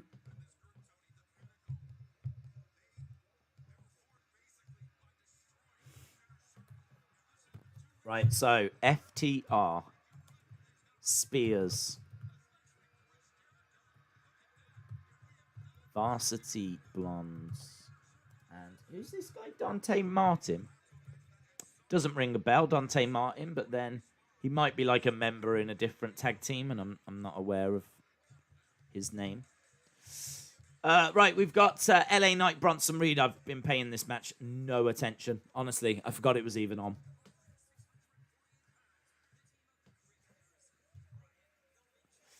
LA Knight trying to get the pin on Bronson Reed. Did he get it? I don't think he did. I think it was just a 2. Adam is great in the ring. His charisma and can cut great promos. I think he'll be fine if he goes to the main roster. But then again, you never know with Vince, says Brony. Bryce says, please don't break up O'Reilly, Bobby Fish. It doesn't make any sense. LSW says, I wish LA Knight had taller boots. Everyone who wears these small boots looks a little bit weird, in my opinion. That's interesting.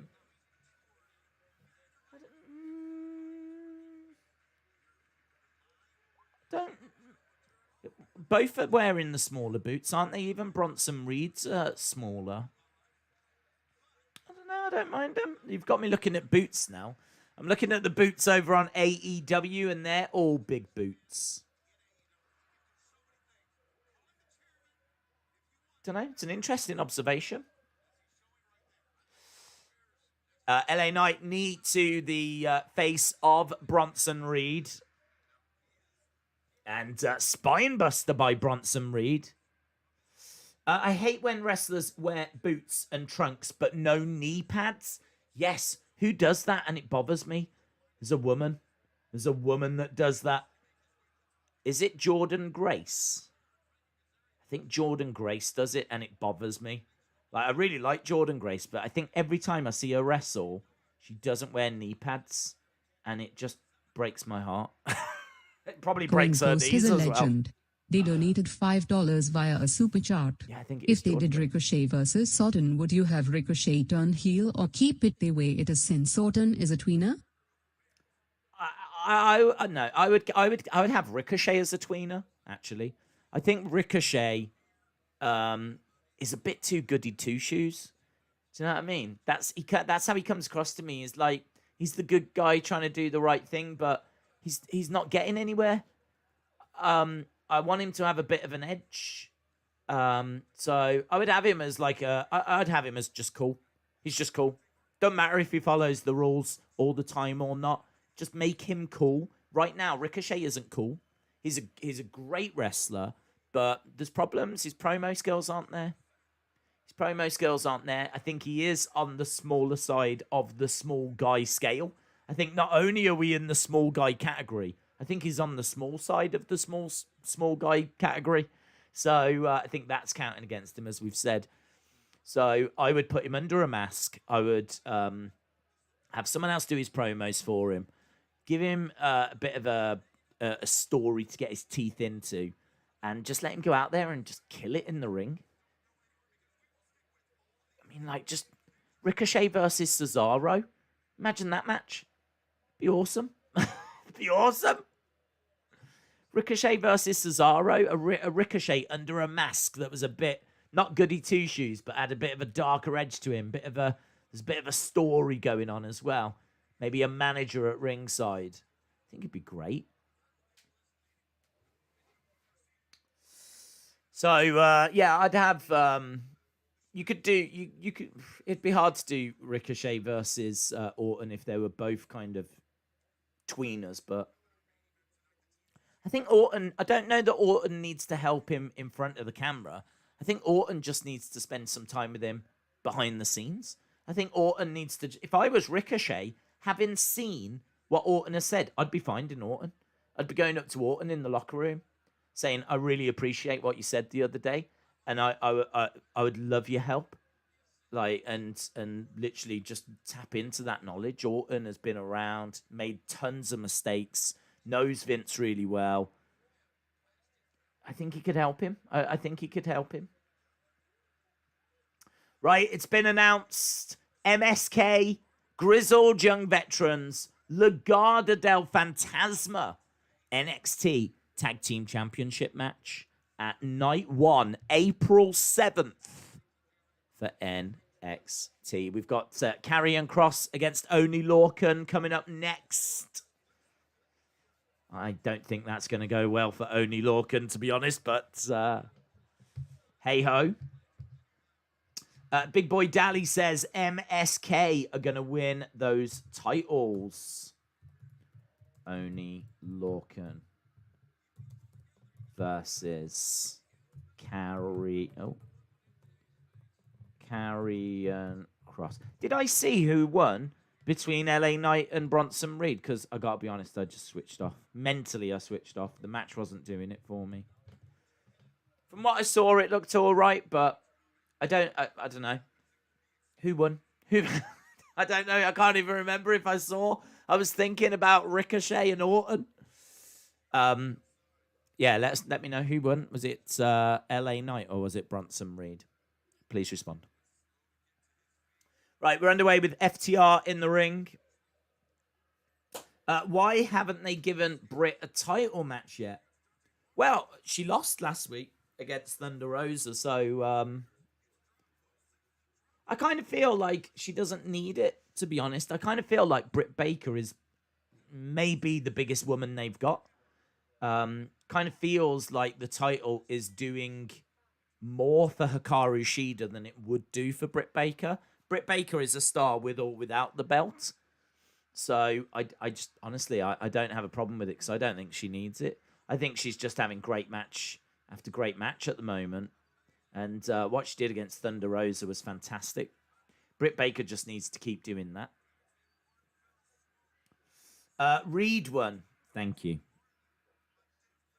That's a weird one, isn't it? To have him go over LA Knight, who's only just come in with a little fanfare. In all fairness, it's not the biggest fanfare that LA Knight has come in with, but still, I suppose I'm a bit surprised at that result. Shawn Spears, 1, 2, 3, and they've given Shawn Spears the win. Shawn Spears was the one that picked up the pin there. Perhaps they feel that he needs that more. Okay, good booking.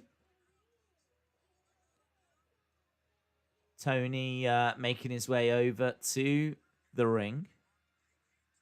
Someone's got a Pinnacle sign in the crowd. Right, always worth listening when they're going to give MJF a microphone. Right. Wardlow attacking Brian Pillman Jr. JR says the refs have lost control. Right, we've got the Pinnacle in the ring, and it looks like they're about to speak. Tony has jumped in.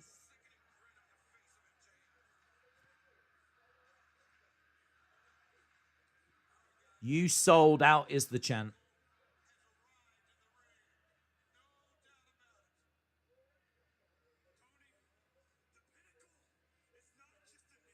The Pinnacle is not just a name. The Pinnacle is family.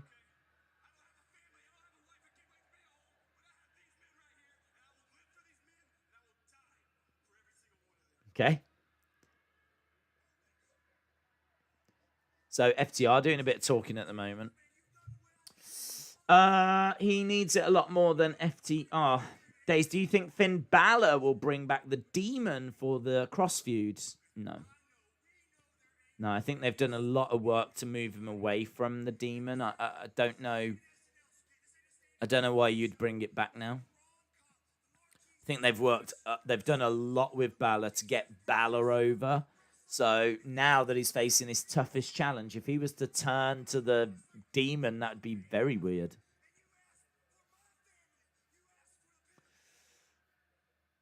Right, MJF about to say a few words. Just got a little video package on Volta.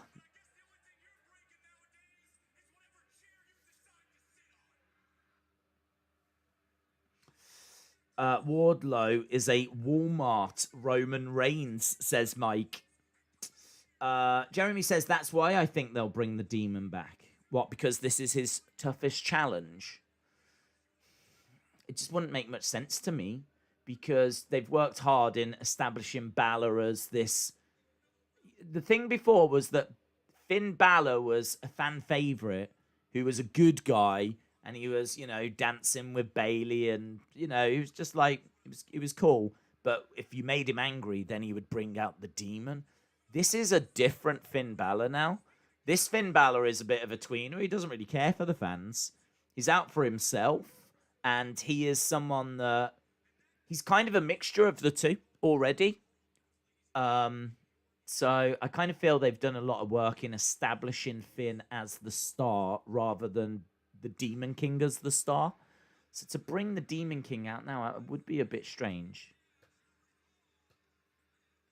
But could they do it? Of course they could. They could do anything they want. Right, we've got Scarlett and Carrion. When Volta gets called up, will he be a world champion? Well, we don't know that he will, because the problem is, the rumors are, he doesn't want to live in America. He's got no interest in moving to and living in America. So he you know, his family, his friends, his life, it's all in Europe. So I don't think he's looking to do that. So I have no idea what his future holds, to be honest. No idea at all.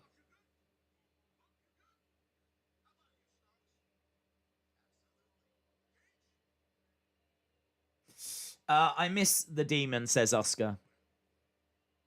This entrance in a stadium will be huge, says Jeremy.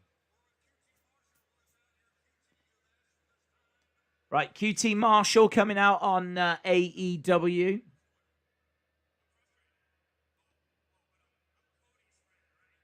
QT Marshall saying that he's frustrated. Bryce, shout out to you, my friend.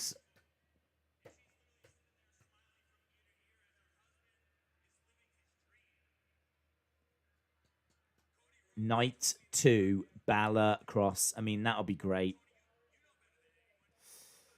Days, question time. How did the Bella twins been inducted in the Hall of Fame? They're not old enough. I don't mind the Bellas going in, to be honest, because I think from a business point of view, I get that they've done Total Bellas, Total Divas. They were a major part of women's wrestling before, when it was like the Divas era.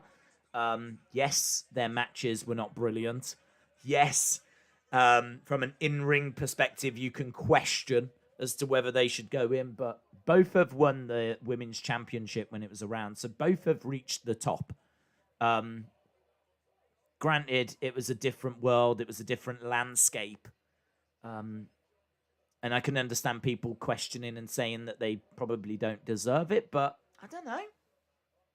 I don't feel that way. I feel that, they've done a lot. If you count Total Divas, Total Bellas, and you count all the little girls that have been influenced by them, and the women that have been, brought into WWE because they admire and respect the Bellas, and it's a different fan base. It's a different part of the fan base, I should say.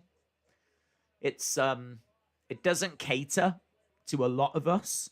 It's kind of like this other area of WWE that a lot of us don't interact with, but I think they have done a lot for women, and bringing that fan base, making them feel a bit more included. Maybe not all women. I can't speak for all women. Well, I could if I wanted to, but I'm not going to. So yeah, I think they deserve it. I think they deserve it. Just not for their in-ring abilities. But age hasn't got anything to do with it. It's about what you achieve. If you can become champion, have a good run, put on some good matches, make a big impact, but then you get injured and Jason you're 21. Peace is a legend. He matter. donated £1 via a super chat. Jason Peace, shout out to you, my friend. Jason Peace sent in a brilliant... I loved Jason's video yesterday on the Escape Pod. We probably didn't talk about it enough. But Jason, just a really nice, really friendly smile, thumbs up. It's just nice. So shout out to you, Jason. I hope you're having a good day. Cody has come out and he's talking to QT.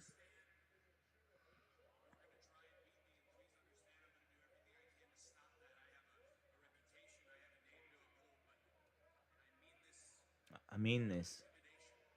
No intimidation. I'm not going to hurt you.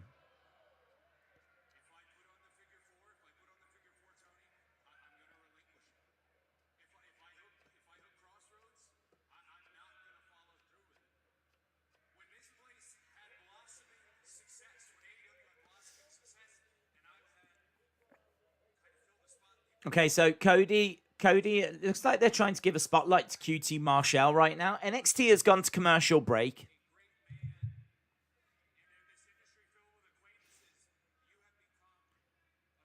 You have become a friend.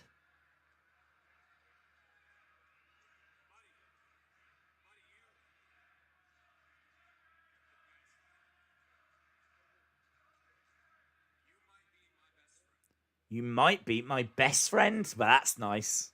That's nice. Let's have an exhibition, friend to friend.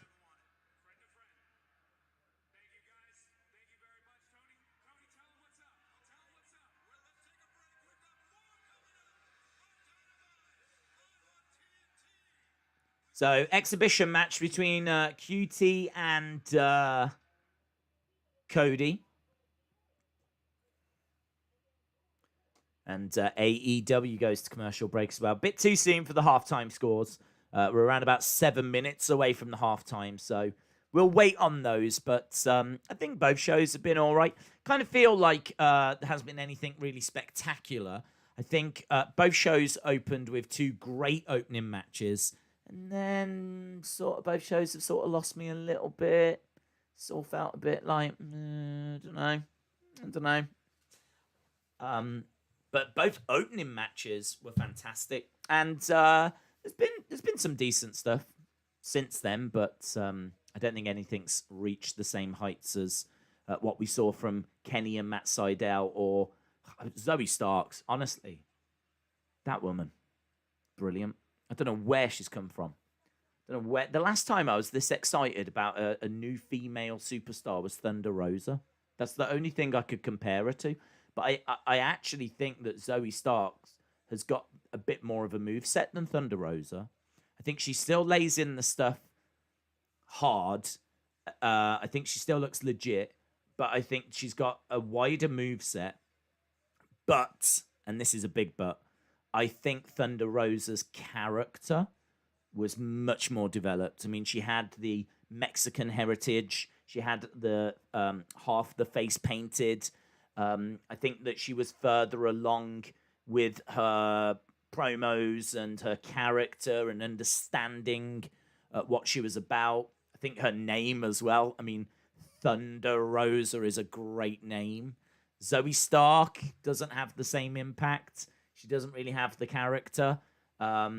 So I think there's definitely strengths and weaknesses on both sides. Not really that many weaknesses for Thunder Rosa, but yeah, I do think that maybe what I'm seeing from Zoe Stark is a little bit more varied. You tend to know what you're going to get. You know, with a Thunder Rosa match, you're going to get that hard drop kick in the corner. You're going to get a driver, a Death Valley driver. You know, you know what to expect. She's going to go in the corner, jump up, come crashing down, double knees.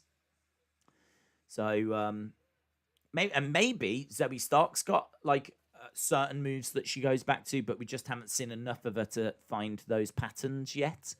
So she might be the same. I don't know. But honestly, the last time I was that excited about a female wrestler, it would have been Thunder Rosa.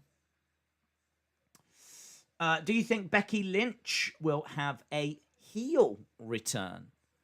I think she's too popular to turn a heel. I mean, they turned Roman heel because he wasn't popular, but Becky is popular.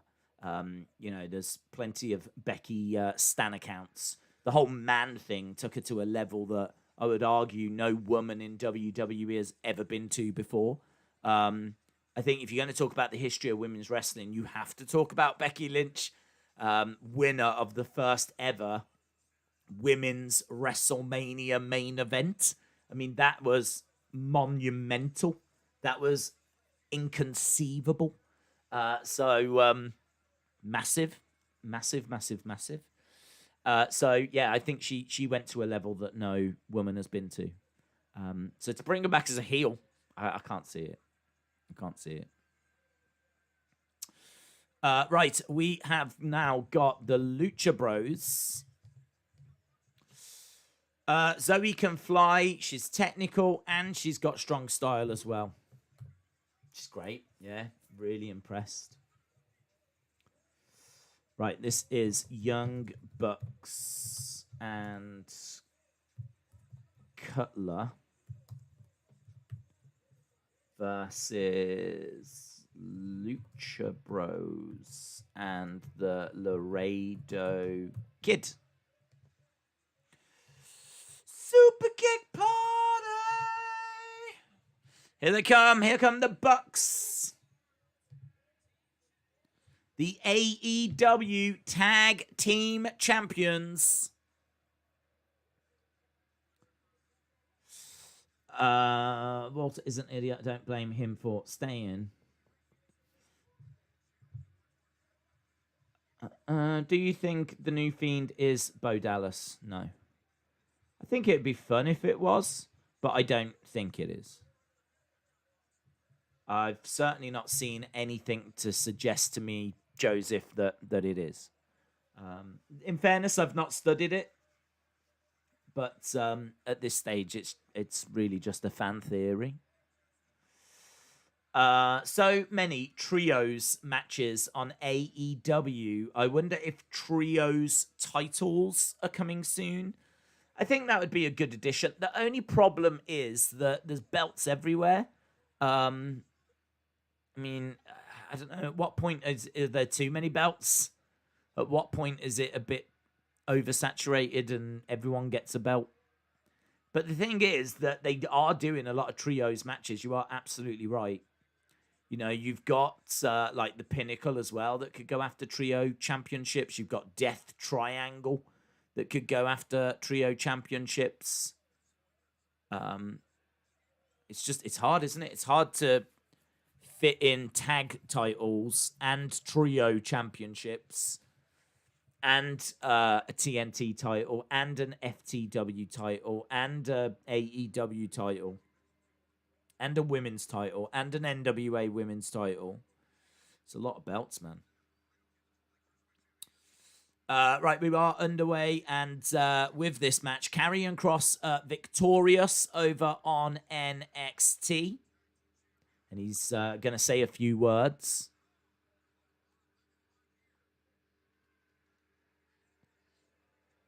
Right. Mr. Balor.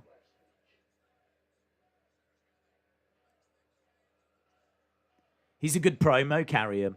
I really like Karrion's promo style. It feels genuine.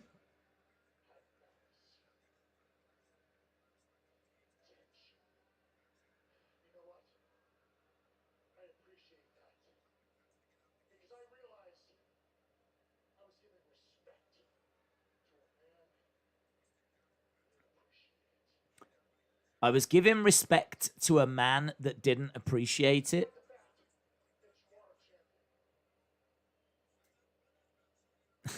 I like how Scarlett just had to step to the side because she wasn't on camera. Karrion stood in front of her, so she had to just kind of shuffle to the side.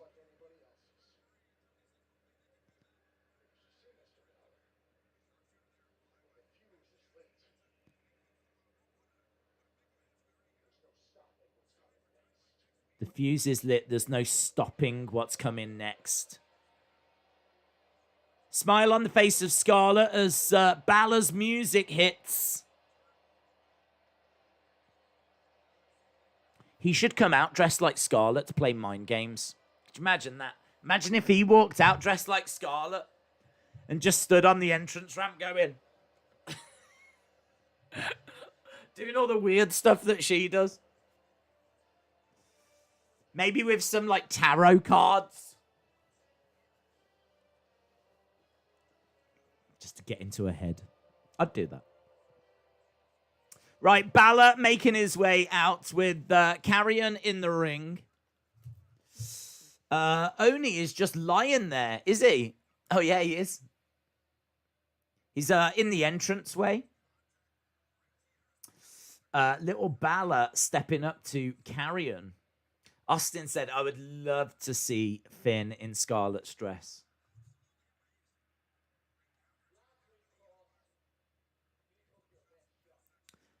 Last week, you took your best shot. Finn steps over Oni Lorcan. The disrespect is real.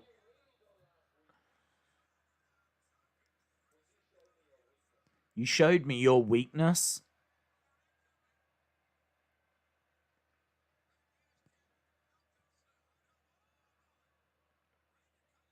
Is he going to say Scarlett?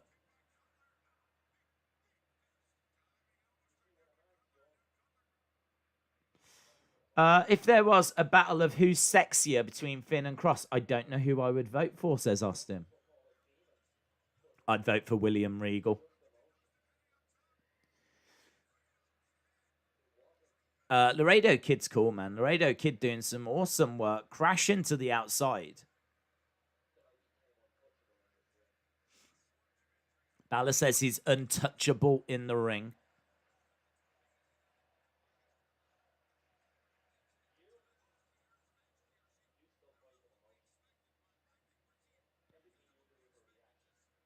You still fight with emotion. Everything you do is a reaction. And in those moments, you're vulnerable.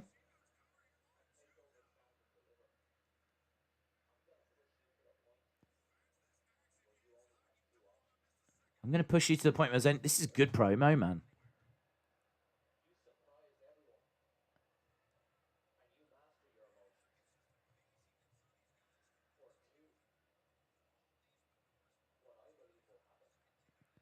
Balor says.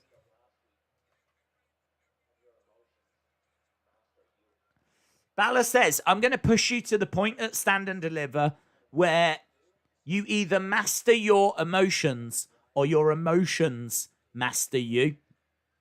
It's good, isn't it?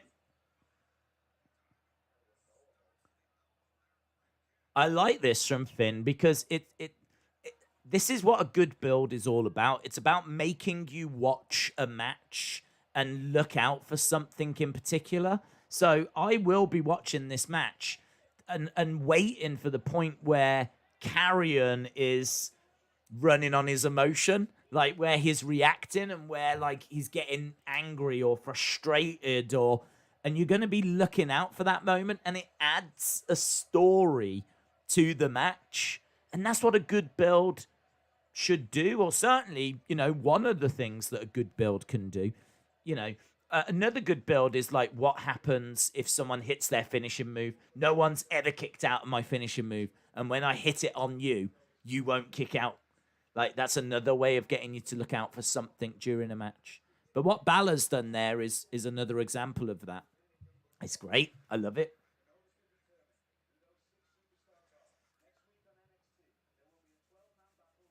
Okay.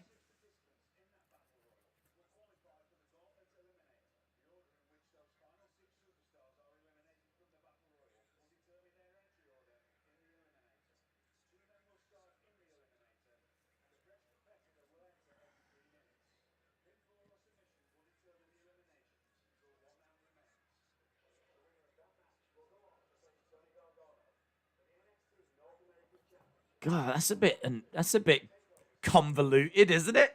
Right, so there's going to be a battle royal next week. The final 6 guys then enter into a gauntlet match.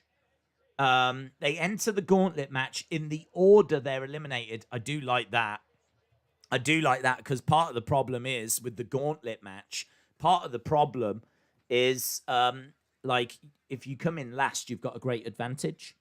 So I like the fact they're telling us how the gauntlet match is going to work. It's sorted out by a battle royal. So there's a battle royal that leads to a gauntlet match. The winner of the gauntlet match will then go on to face Johnny Gargano for the North America, going through all of that just to compete for a mid-card title.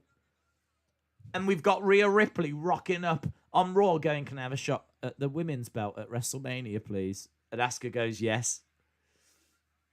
Go for a battle royal. You've got to win a gauntlet match, and only then do you get a shot at a mid-card belt. Wild. Well, it should be fun. Going Ghost says Finn is great in NXT. I can see him being a lifer. Good work here by Lucha Bros. We are at the halftime score, so get your scores in. We're past the halfway point now, so fire in those scores, my friend. What do you think of the shows so far tonight? And we are at commercial break, and when we come back, it will be Volta taking on Going Ghost is a legend. Drake Maverick. They donated $2 via a super chat. Finn is great in NXT. I can see him being a lifer. Maybe. I think it'd be a bit of a shame. Just because I think he was getting somewhere on the main roster. Because he was the first Universal Champion. So, he will always be remembered as the first Universal Champion. Granted, it was like for 24 hours.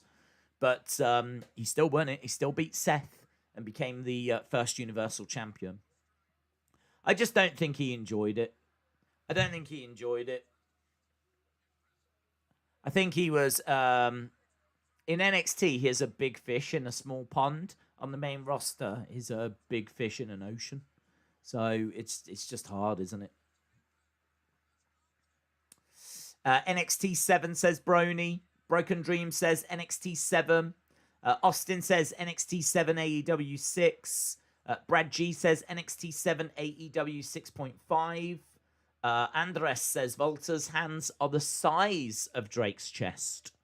JP Fawn says NXT 6. NXT 7 AEW not applicable, says Sunny. Donnell says 6.25 for NXT. John says 7 out of 10 easy Kenny victories for AEW.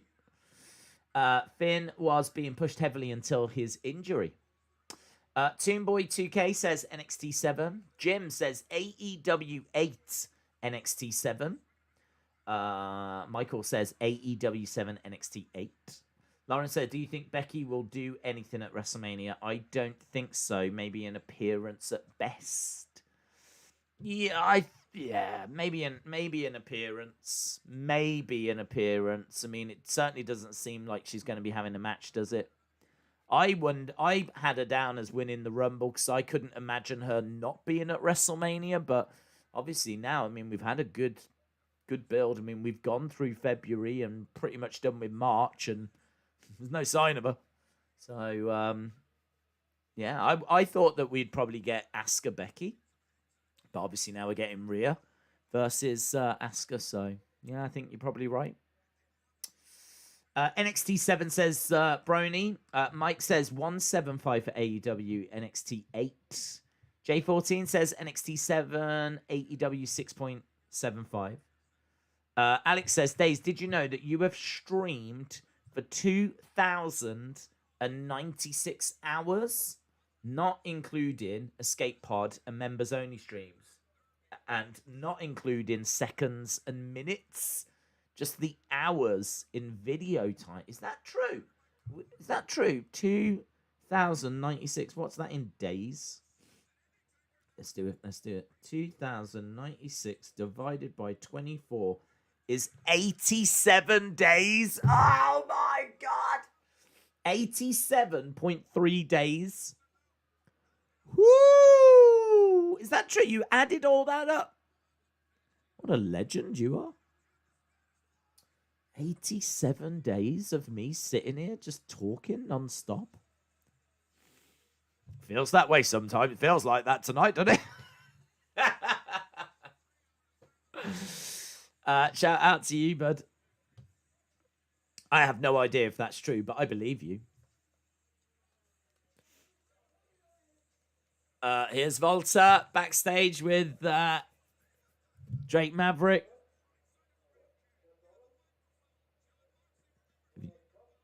You want to act tough?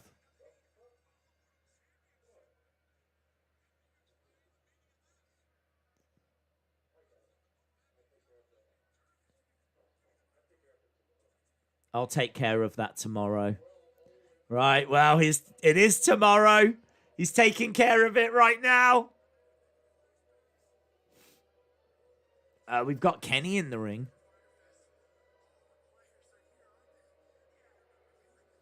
Oh, I love Walter.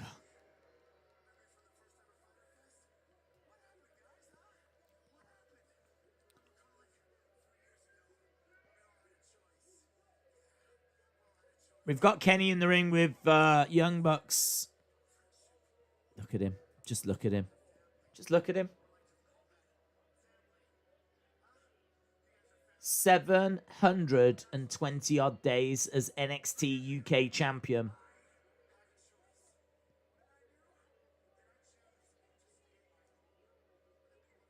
He's awesome, isn't he? He's awesome.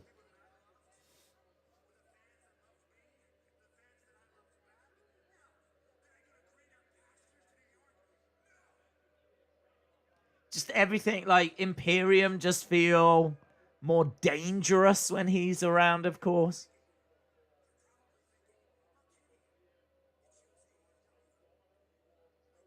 They're cool, man. Right, we are... I'm trying to watch this because it's cool. And I know it's just an entrance, but it's cool. And I'm trying to listen to Kenny. Because Kenny's talking over on AEW. I can't wait for these shows to be on different days. Oh, can't wait.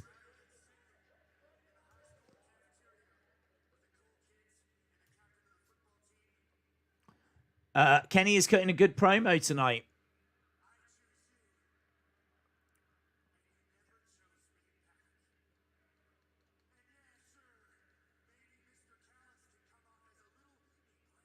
Maybe Mr. Callis can come off as a little bit abrasive. I'm going to give you guys one more chance.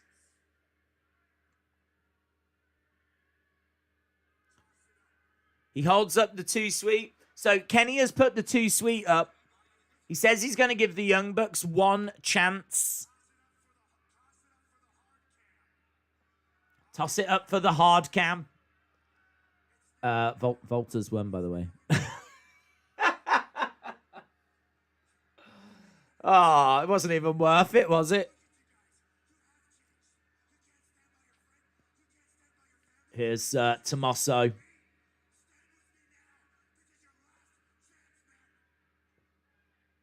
This will be a good match. This will be a really good match. Young Bucks are walking away on AEW. Oh, why is there so much good stuff happening at the same time? Kenny says that he's done with the Young Bucks because they wouldn't give him the 2 Sweet. Callis is trying to get the Young Bucks back because the Lucha Bros are attacking Kenny.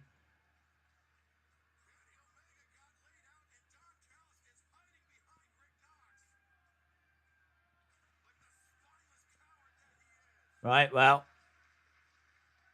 Lucha Bros attack Kenny. We've got Tommaso coming out on NXT. Bit of blood on the face of Kenny. Yeah, he is bleeding from the mouth. Good Brothers have come out. Don Callis coming into the ring. Here's Tommaso. A couple of weeks ago, I said you intrigued me.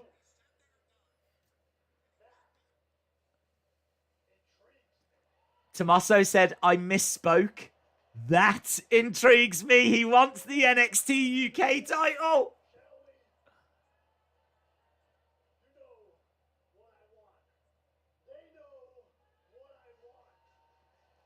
What if Tommaso Ciampa goes to NXT UK? I won't cope.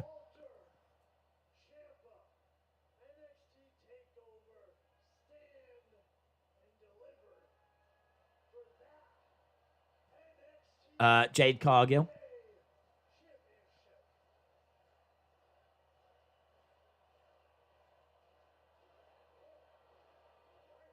He says no. Oh, good. I love that. I love it. How many times does someone challenge someone and I always joke that they should say no? I challenge you to a match at WrestleMania. No. That's exactly what Volta just did. That intrigues me. How about a match? No. No, thank you. Oh, what's he pulled off? I thought he'd pulled some of his beard off.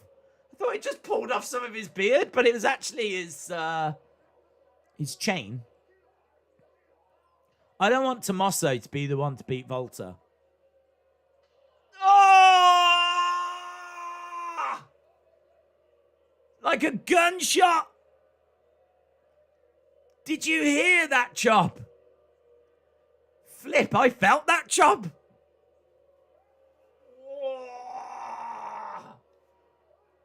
Boom! Man, that was brutal. I see you at TakeOver, Tommaso. I see you at TakeOver, Tommaso. If he dies, he dies. Oh. That is sick.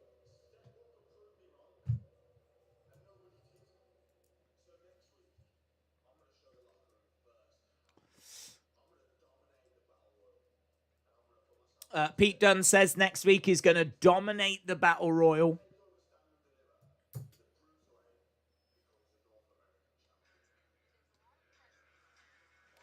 Is this a TV show?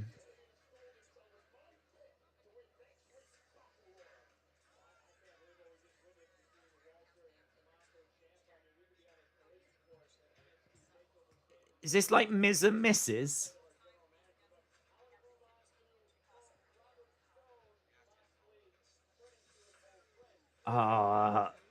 Of course the announcement is they're going to be on TV more. Of course it is.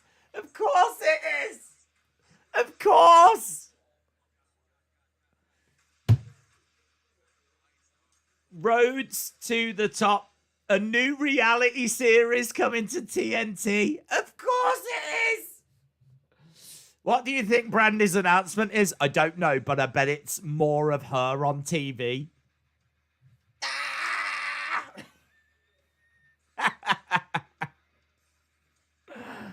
Ah. Did someone not get enough attention as a kid? Is that what this is about?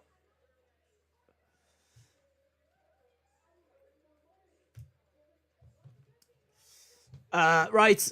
Up next, Shotzi and Ember against the Aalyah and Mercedes Martinez. The greatest manager of all time is Robert Stone, baby. AEW is copying WWE. Well, it makes sense. It makes sense because it does make me laugh because of it being obviously Brandy and Cody. But it makes sense because obviously we've said that in order to try and grow and get casual fans, you need to be getting out to late night talk shows. You need to be going on to game shows. You need to be going out to where people are. Like, you're only going to attract wrestling fans to your wrestling show. So you need to provide different types of content to reach out to those fans that aren't watching the wrestling show. So it does make sense. This is why I think the Bellas deserve to go into the Hall of Fame, because they reached out to people that potentially weren't watching a wrestling show, and they gave them a reality show, and some of those fans then did watch the wrestling show. And that's exactly what we've got here. We've got Cody and Brandy doing a reality show, potentially trying to reach out to people that aren't watching Dynamite to see if they can influence the numbers. It's more content. It's more exposure. It makes perfect sense. Perfect sense. And what with, like, you know, Brandy being on screen, Cody being on screen, they're having kids together. You know, it's a no-brainer. It's an absolute no-brainer. Just makes me laugh. That's all. Just makes me laugh. Hopefully that's not the third hour of AEW.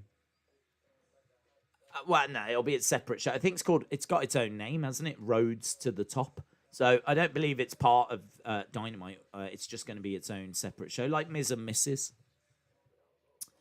SummerSlam Takeover, champion versus champion, Volta versus Finn, winner takes all. Timmy's came out with a Philly cheese steak donut. Art. Did you hear about Great Khali and Kane? I did. I'm pleased for them. I don't know if you saw the reaction of Kane, but he was like almost emotional. Undertaker told him that he was going in, and his first reaction was, "Is this true?" Because I think he thought he was being ribbed. And he was like, it is true. You can't have a Hall of Fame without Kane. It's nice. It was nice. That'd be a horrible thing to lie about. That would be a horrible, horrible rib, wouldn't it? Imagine telling Kane live on the bump he's going in the Hall of Fame when he isn't. What a rib that would be. Oh, they should do that. Who do we hate? Who do we hate that they could do that with? You're going into the Hall of Fame. Am I? No. No, you're not.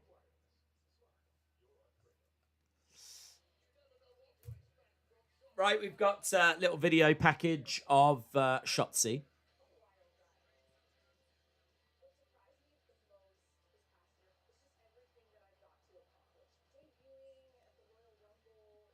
Talking about being in the Royal Rumble.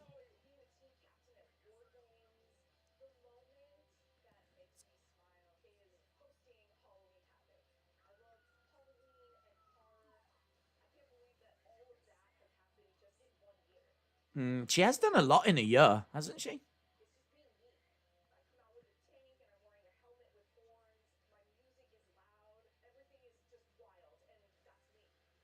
Shotzi says, I come out in a tank, my music is loud, everything is wild, and that is just me. And now a tag champ, of course. Tag champ with Ember Moon. Here's Johnny.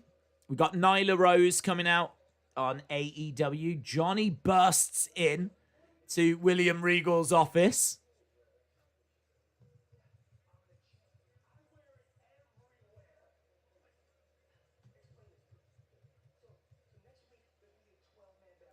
Okay, so Johnny's a bit upset about this Battle Royal thing.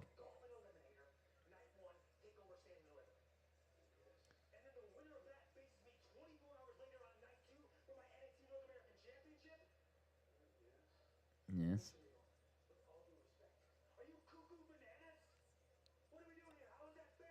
How is that fair?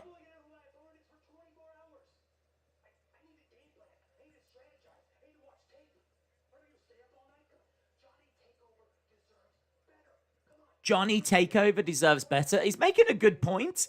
He's like, hang on, so we're doing this on night 1. How am I meant to prepare? Have I got to stay up all night? And William Regal says, why don't you study all of the competitors?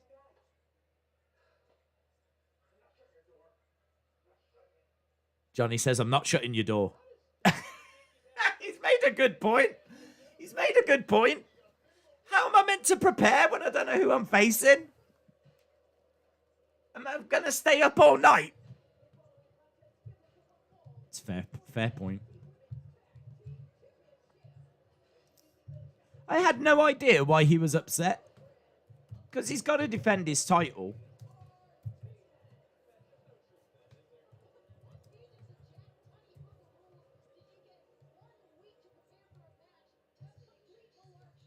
Beth Phoenix says it's malarkey.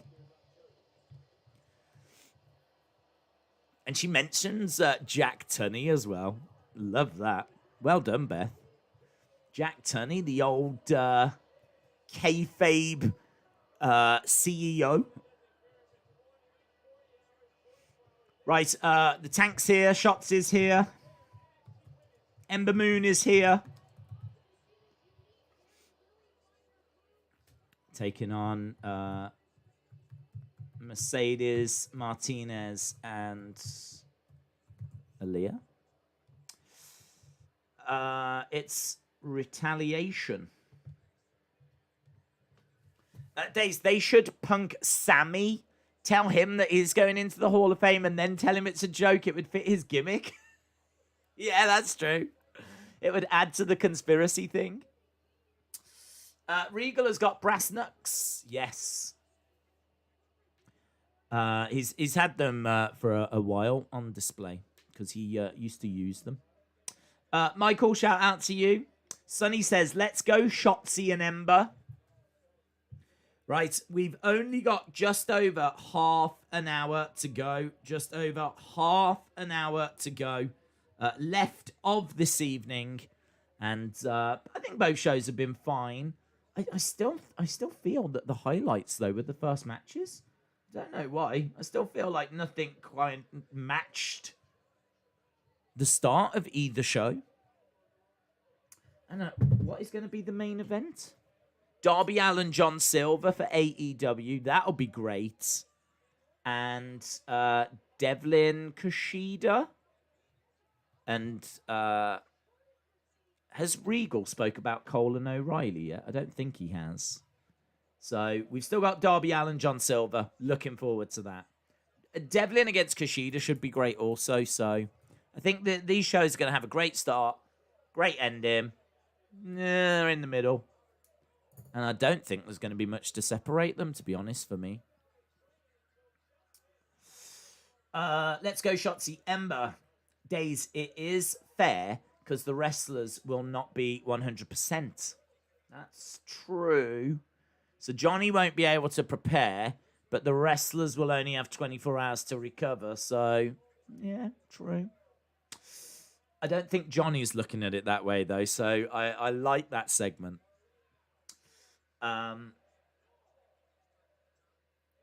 Good Bros are losers. Finjuice are the new tag champs, says Heather. Big Boy Daddy says, I really like Robert Stone because he wrestled on Grimm's channel. Did he? I didn't know that. It's quite a few. MJF has wrestled for Grimm. Has been involved on GTS. Thunder Rosa has as well. So he's starting to get quite a fun little... he's had Kurt Hawkins. He's had James Ellsworth. He's had Robert Stone, apparently. MJF I saw. Thunder Rosa I saw. Priscilla Kelly he had as well. So, he's had a few names. Adam and Kyle are ending, I'm pretty sure, says Hype Man. Devlin Kushida is up next. Yeah, I think that'll be our final match. They'll probably do the Cole O'Reilly thing at the end, but main event match-wise will be Devlin Kushida. Aalyah coming in with Shotzi in the ring. Conti is down on the outside. Nyla Rose going about her business. Big clotheslines by Ember Moon. Kick to the midsection. Big boot by Ember. Lovely step up in Zaguri. Ember Moon screams out to the crowd. I wonder why she went back to NXT. I wonder why NXT, Ember Moon could be at WrestleMania this year. I could have seen them doing Asuka versus Ember Moon if she'd gone back to, say, Raw. They could have pulled the trigger on Asuka Ember Moon. But instead, she finds herself back in NXT. It's a little strange. I don't even know if it's working.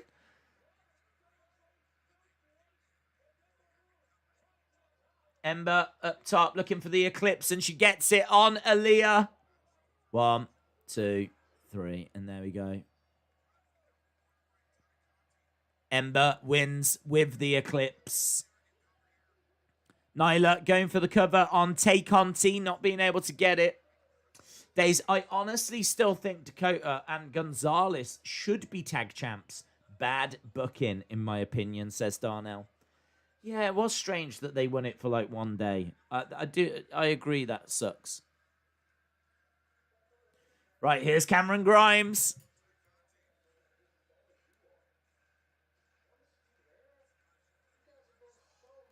Cameron Grimes says, Undisputed Era, you guys have done so much.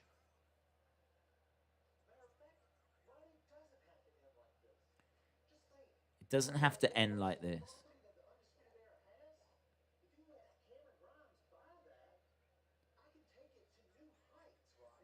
Cameron Grimes wants to buy the Undisputed Era property.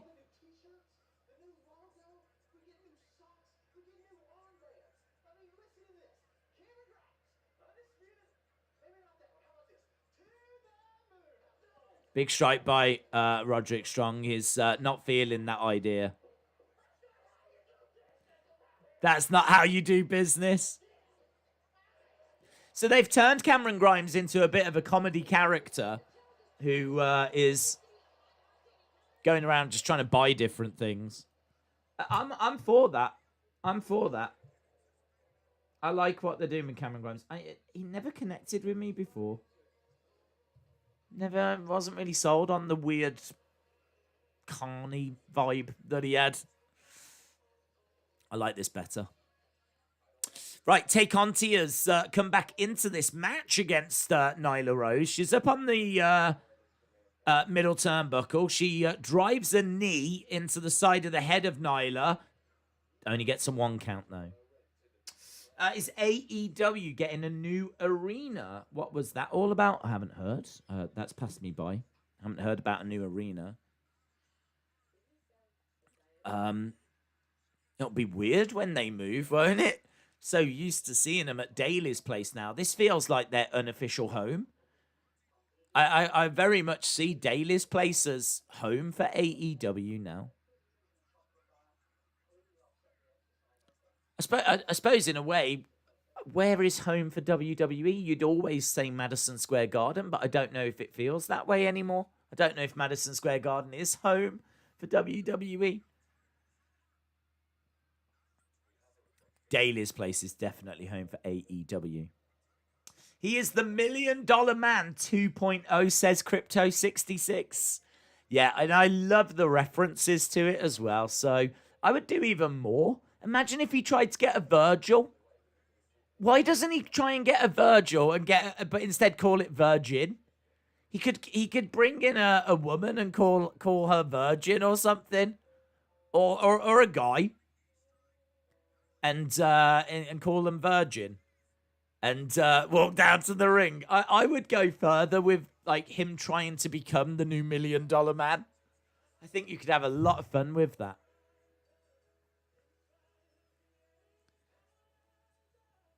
Maybe he could go into a tag team and he could try and find like someone to beat IRS. That could be fun.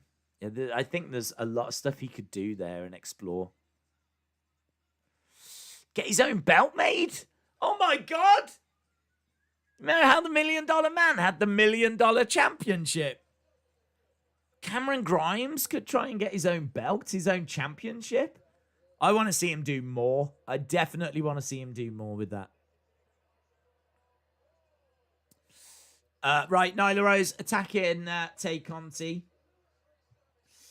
Or just go and get Virgil. Yeah, in all fairness, I think Virgil would appreciate the work, thinking about it.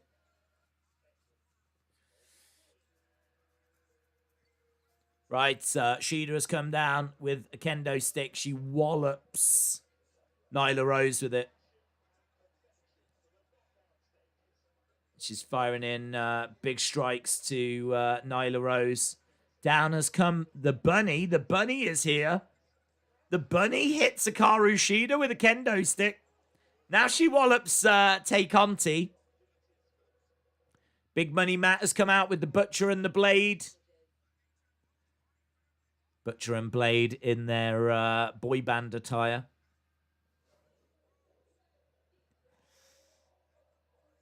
Right, we're backstage with Shotzi and Ember.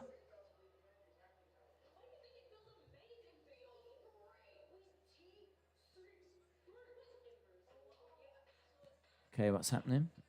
Here is Indy and Candice.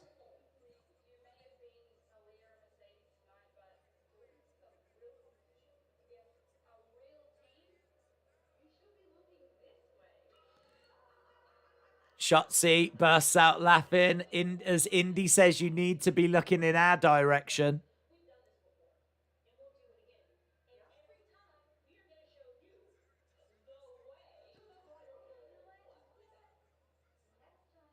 We're going to show you the way.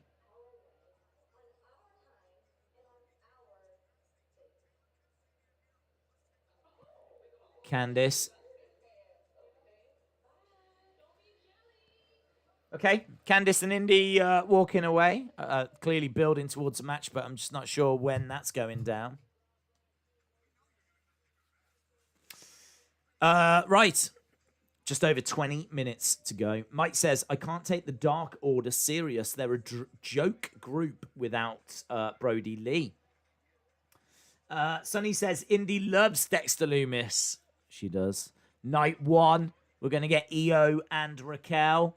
Night 1, we're going to get Volta and Tommaso Ciampa. Is the Io match main event in Night 1? That'd be cool. Night 1, we're getting the NXT Tag Team Championship being defended. I think they're filling this card out really well, actually. Night 1, we're getting that Gauntlet Eliminator match. So we get the Battle Royal, and then obviously it leads towards the Gauntlet match. That's going to take up quite a bit of time, isn't it? So 4 matches on Night 1. Bit weird, though, to put a Gauntlet match on TakeOver. Gauntlet match kind of feels like something they should really do on NXT rather than at TakeOver. So I'm not sure about the Gauntlet match. So 4 matches, night 1. Night 2, Finn Balor against Karrion Kross.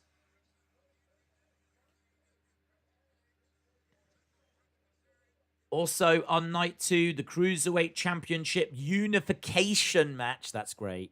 Santos Escobar against Jordan Devlin. Love that match.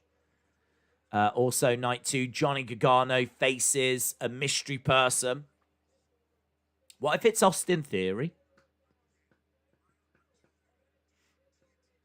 So those are the 3 matches so far for night 2. So we got a couple more. We can maybe do with one more on night 1, but a gauntlet match is not going to be quick. We definitely need another couple for night 2. Interesting. I think that card's filling out really well. Well done, everyone. Well done. Right, here is Jordan Devlin coming down, and he's about to take on Kushida. Baby Balor. Volta versus Ciampa night 1. I could have said poop. I'm going as a... Shout out to you, William. If it's Theory, then he might get the finger poke of doom. Brony says, those NXT takeovers should be good. I'm excited for all the wrestling that we're about to get in the next few weeks. Andres says, most likely that women's tag match will be night 2. Yes, good point, because there's a women's match on night 1, but nothing night 2, so that would make a lot of sense. Esteban says, I feel like they want Sky to be more of a tweener. Seems like this heel turn is just flipping. Well, there was a little sit-down interview with Scorpion Sky whilst NXT was revealing its lineup for TakeOver. I don't know how I feel about Sky as a heel. I don't think that's a good move, personally, but...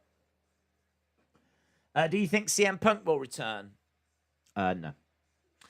Why does Jordan Devlin look extremely short?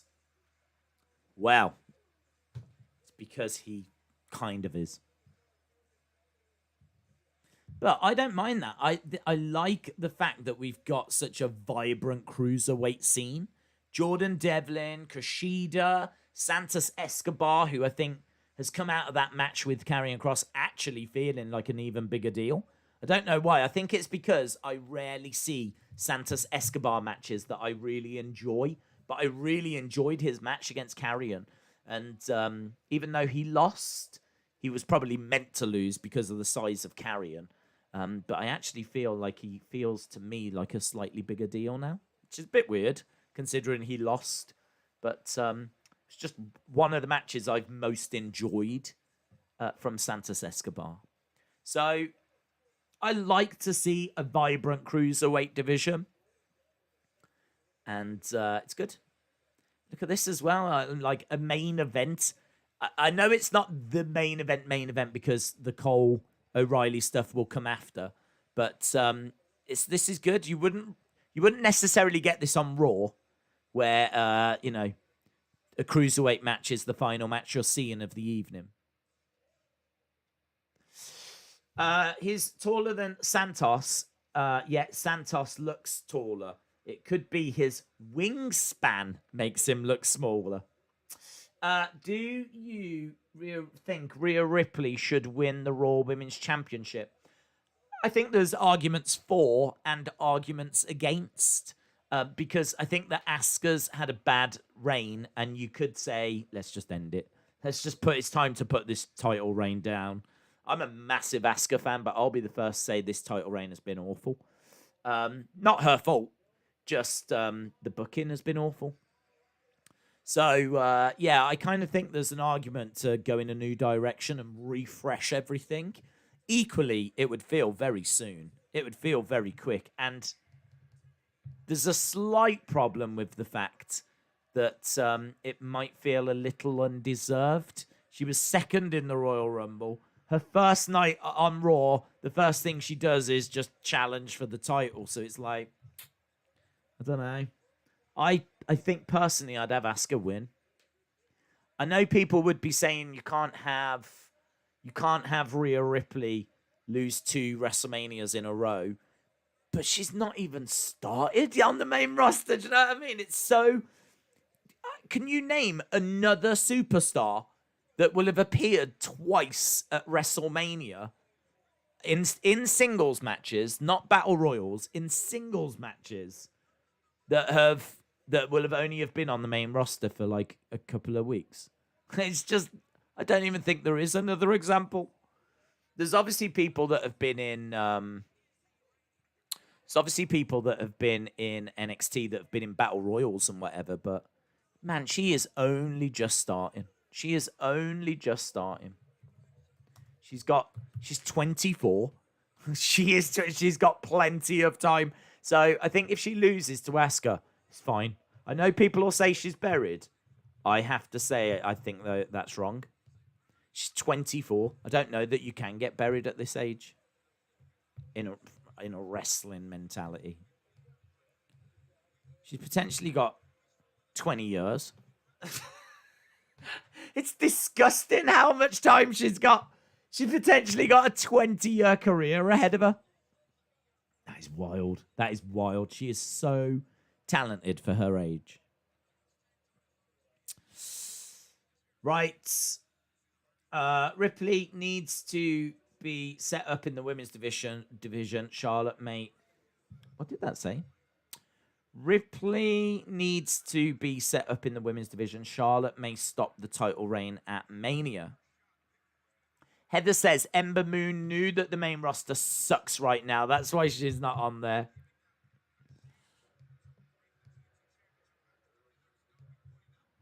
Let's change this over. We are at commercial break for NXT. And we are underway with Silver against Darby Allin, and this match should be awesome. Donnell said, I haven't seen TJ Perkins in a while. Oh, he left WWE ages ago. He competes over in MLW? MLW, I think. Right. NXT at commercial break. We've got Silver in the ring. Days in a Maze. O'Reilly versus Cole could also be added tonight too. Yes, good shout. Lauren said, I like meaning night 1 for night 2 with the North American title. They should do it with DB and Edge at WrestleMania. Big Boy Dally is still waiting for his food. I'm sorry to hear that, my friend. I know what it's like. I know when you're waiting to eat. I've been there many, many times. Right. Darby against the ropes. He's got a nice headlock and a nice takedown to John Silver. We've only got 13 minutes left. This Jordan Devlin Kushida match is not going to get long, is it? It's not going to get long at all.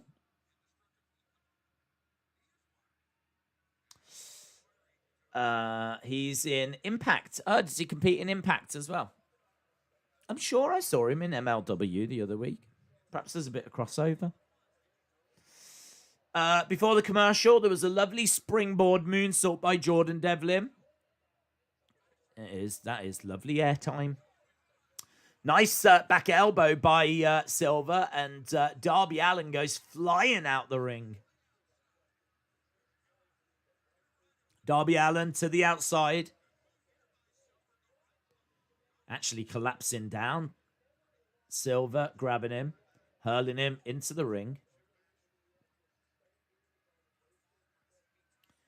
Silver stepping inside the ring. Darby Allin over in the corner.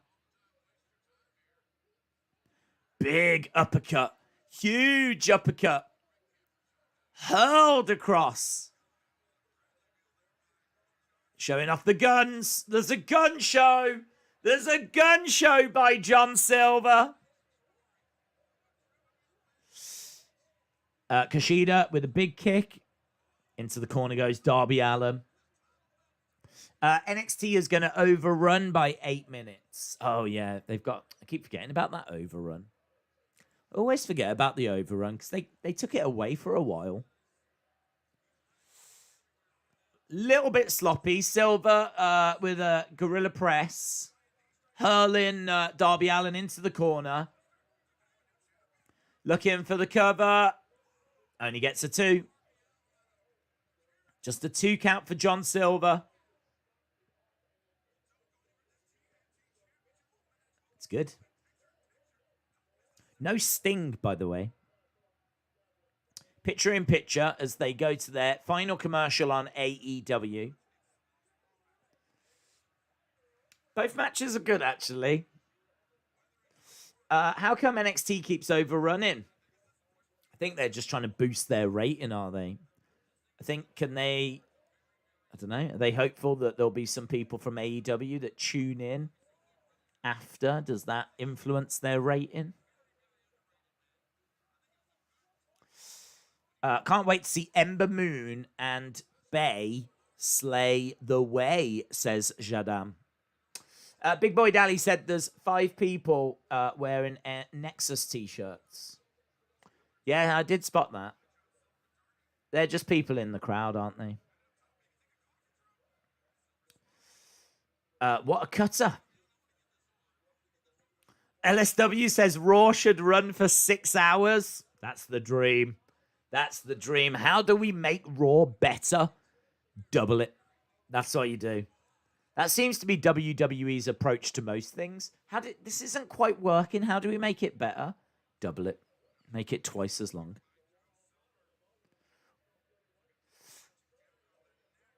Oh, he's swinging around. Silver planting Darby after swinging him about.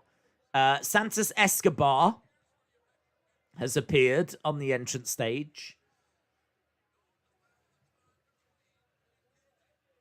Kushida looking for a superplex. Gets it. Kushida rolling through. Oh, into an armbar. Devlin in trouble. And he does manage to get his foot on the rope. Are they going to add Kushida to this match? Devlin's been pulled out of the ring by Legado del Fantasma. There's Escobar. Is the ref counting? Is this going to be a count out? Devlin managed to get back into the ring quite easy there, didn't he? He literally just went to the ring and ducked underneath. And he gets the pin. That's a rubbish finish. That's a rubbish finish. The ending of that match is rubbish. So, one moment, Jordan Devlin is standing outside the ring, and in between him is a couple of members of Legado del Fantasma. He manages to duck underneath as they go to attack, get in the ring, and he just pins Kushida. Nah, that finish sucks, man. I think there's a lot of ways they could have gone with that match.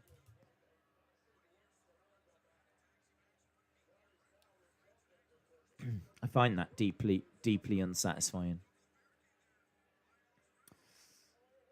Silver on the outside for AEW.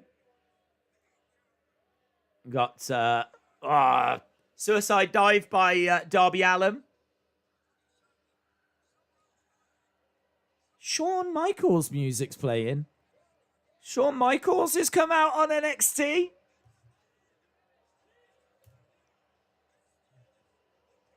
Shawn Michaels is making his way. Oh, add Shawn to the match. Add Shawn. Add Shawn to the match. How weird is it to hear that music on NXT? Sexy boy. Boy toy. And he grabs a ladder. He grabs a ladder. The message has been sent. The unification match is going to be a ladder match. And of course you had to have Shawn come down and put the ladder in the ring. Of course. NXT. NXT. All right, forgive him now. I forgive him for how that last match ended. That was cool. That was cool.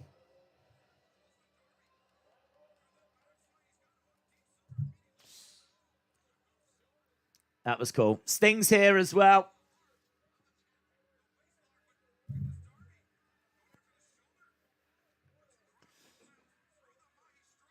One, two. Darby trying to get the pin on Silver. Oh, he got caught. He was going for the stunner, but he's been caught by Silver.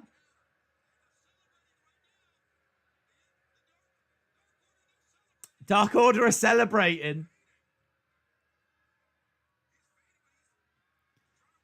This is good. The end of this is good.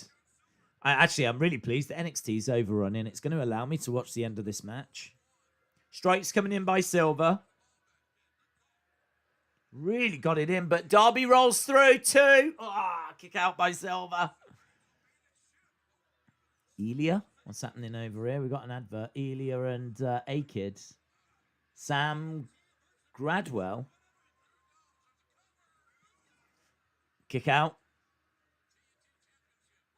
Right, we're still underway. They always do ladder matches to unify belts. They did it with the IC at Clash of Champions last year. Cole versus HBK says Broken Dreams. Alex says the Cruiserweight division feels big in NXT.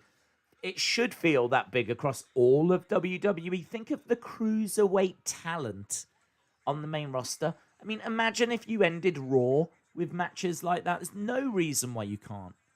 No reason why you couldn't have that Shawn moment on Raw. That's the kind of moment you should be getting. Does not matter that they are smaller guys. You can still tell great stories. And the action is arguably even better.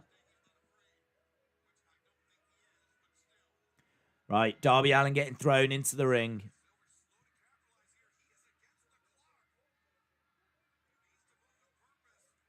Kick to the chest. Darby Allin goes down. Excalibur says he's against the clock. He needs to move with some purpose here. Goes for another kick. Slaps coming in by Darby Allin. Really laying in these palm strikes. Oh, look at these. Nasty sounding strikes by John Silver. Double boots by Darby. Silver reverses. No, this is a good match. This is a really good match.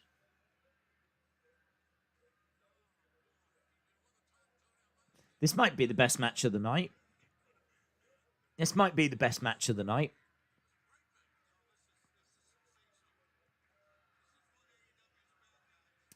Tony says, this is sensational. This is what AEW is all about. Swing and a miss. Big strikes by Silver. Against the ropes goes Silver. Back elbow by Darby. Lovely kick by Silver. Darby goes flying.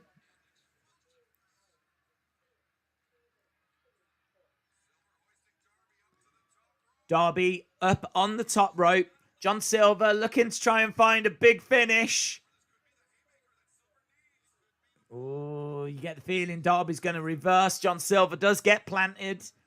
Darby Allin up top. Coffin drop to the outside. Why has he done that? Why has Darby Allin taken out the Dark Order? They haven't done anything. Why has he done that? Darby Allin potentially had an opportunity to deal with John Silver. Instead, he jumps and takes out the Dark Order. That surely has given John Silver time to recover. Top rope enziguri.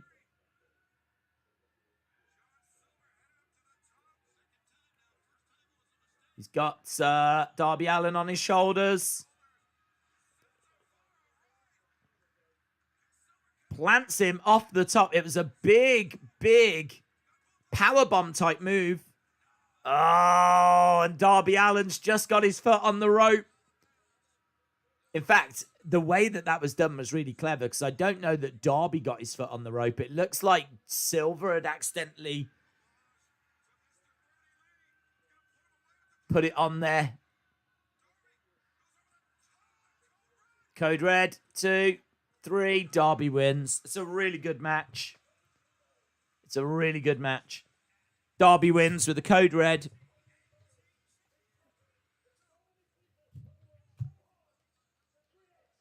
Look at Regal, man. Regal.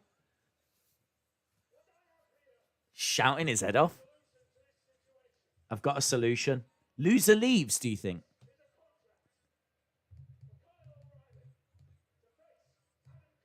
O'Reilly.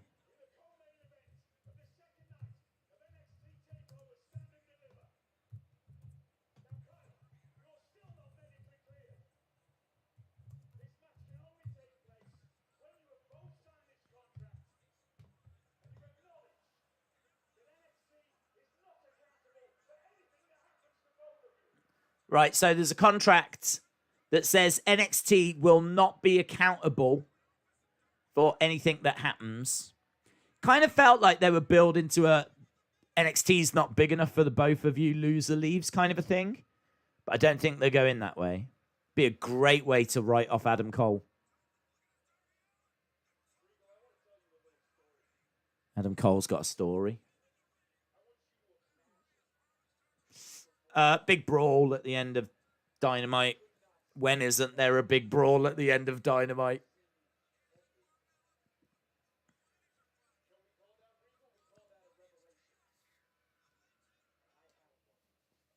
Right. Street fight, says Butter Spark.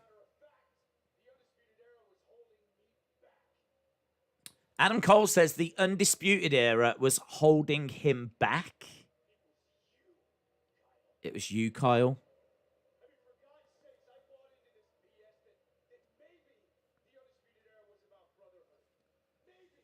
So Adam Cole says, I bought into the BS. The Undisputed Era was about brotherhood.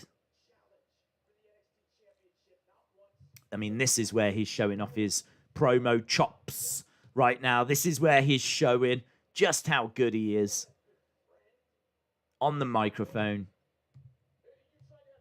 And that is something Kyle O'Reilly really struggles with. Several times now, we've seen Kyle cut promos that have just been so emotionless. You are nothing more than a lapdog.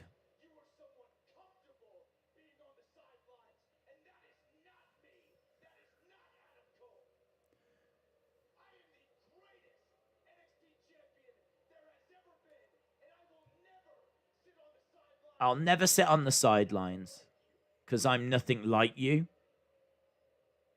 Has he got a Joy Division shirt on, by the way? I haven't seen it yet, but I think it is Joy Division. And if it is, that makes Kyle O'Reilly really cool. And actually, their biggest hit was Love Will Tear Us Apart. I wonder if there's a little message there.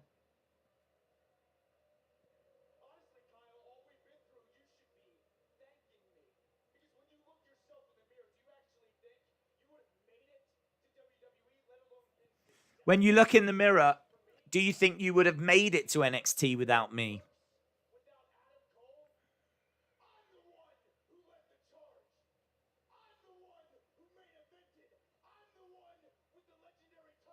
It's a really good promo, this. It's a really, really good promo.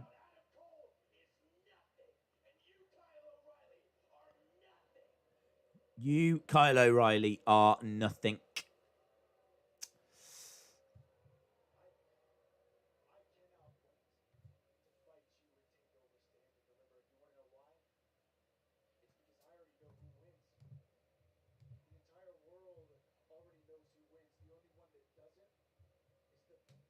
Still going. We still haven't heard anything.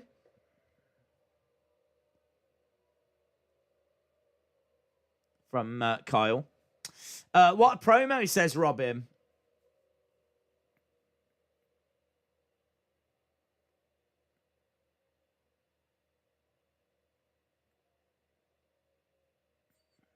So Adam Cole signed it anyway. Kyle doesn't sign it. It's time for him to do some talking. That is great stuff from Cole.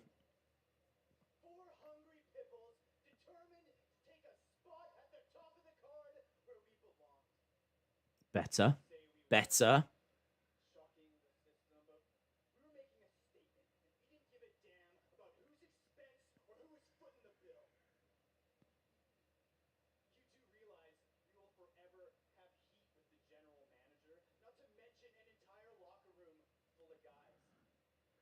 You do realize that we will forever have heat with the general manager.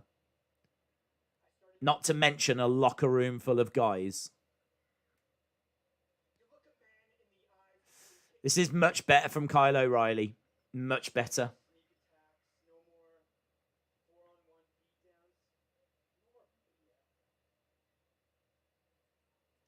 O'Reilly better have something good coming from his mouth after Cole. Yeah, it is. It's good.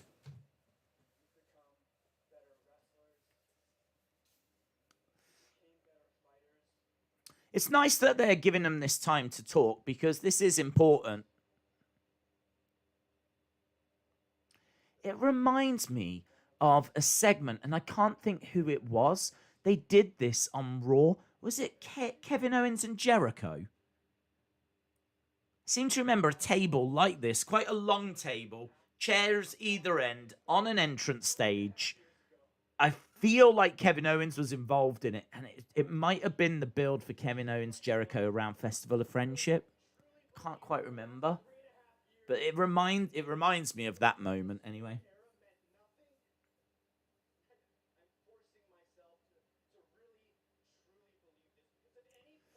Do you think Dean Ambrose will come back in the future? He might come back in like 10 years' time, but I don't see him coming back for any time soon. He might come back for like one last run, do something with the Shield and go into the WWE Hall of Fame. Like Kurt.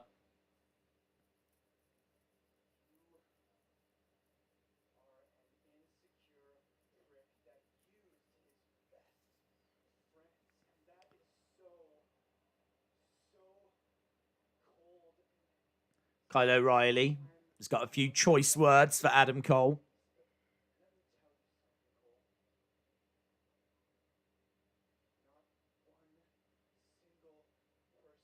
Not one person.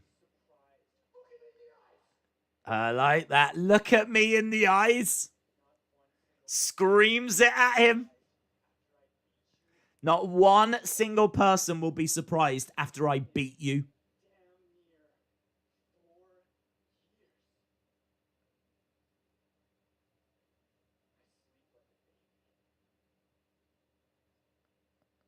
I sleep like a baby. That's a weird way to end a promo, isn't it? I sleep like a baby. What, he wets the bed?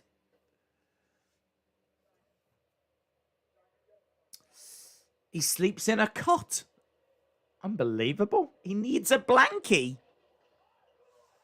I'm not sure I would have put that last line in.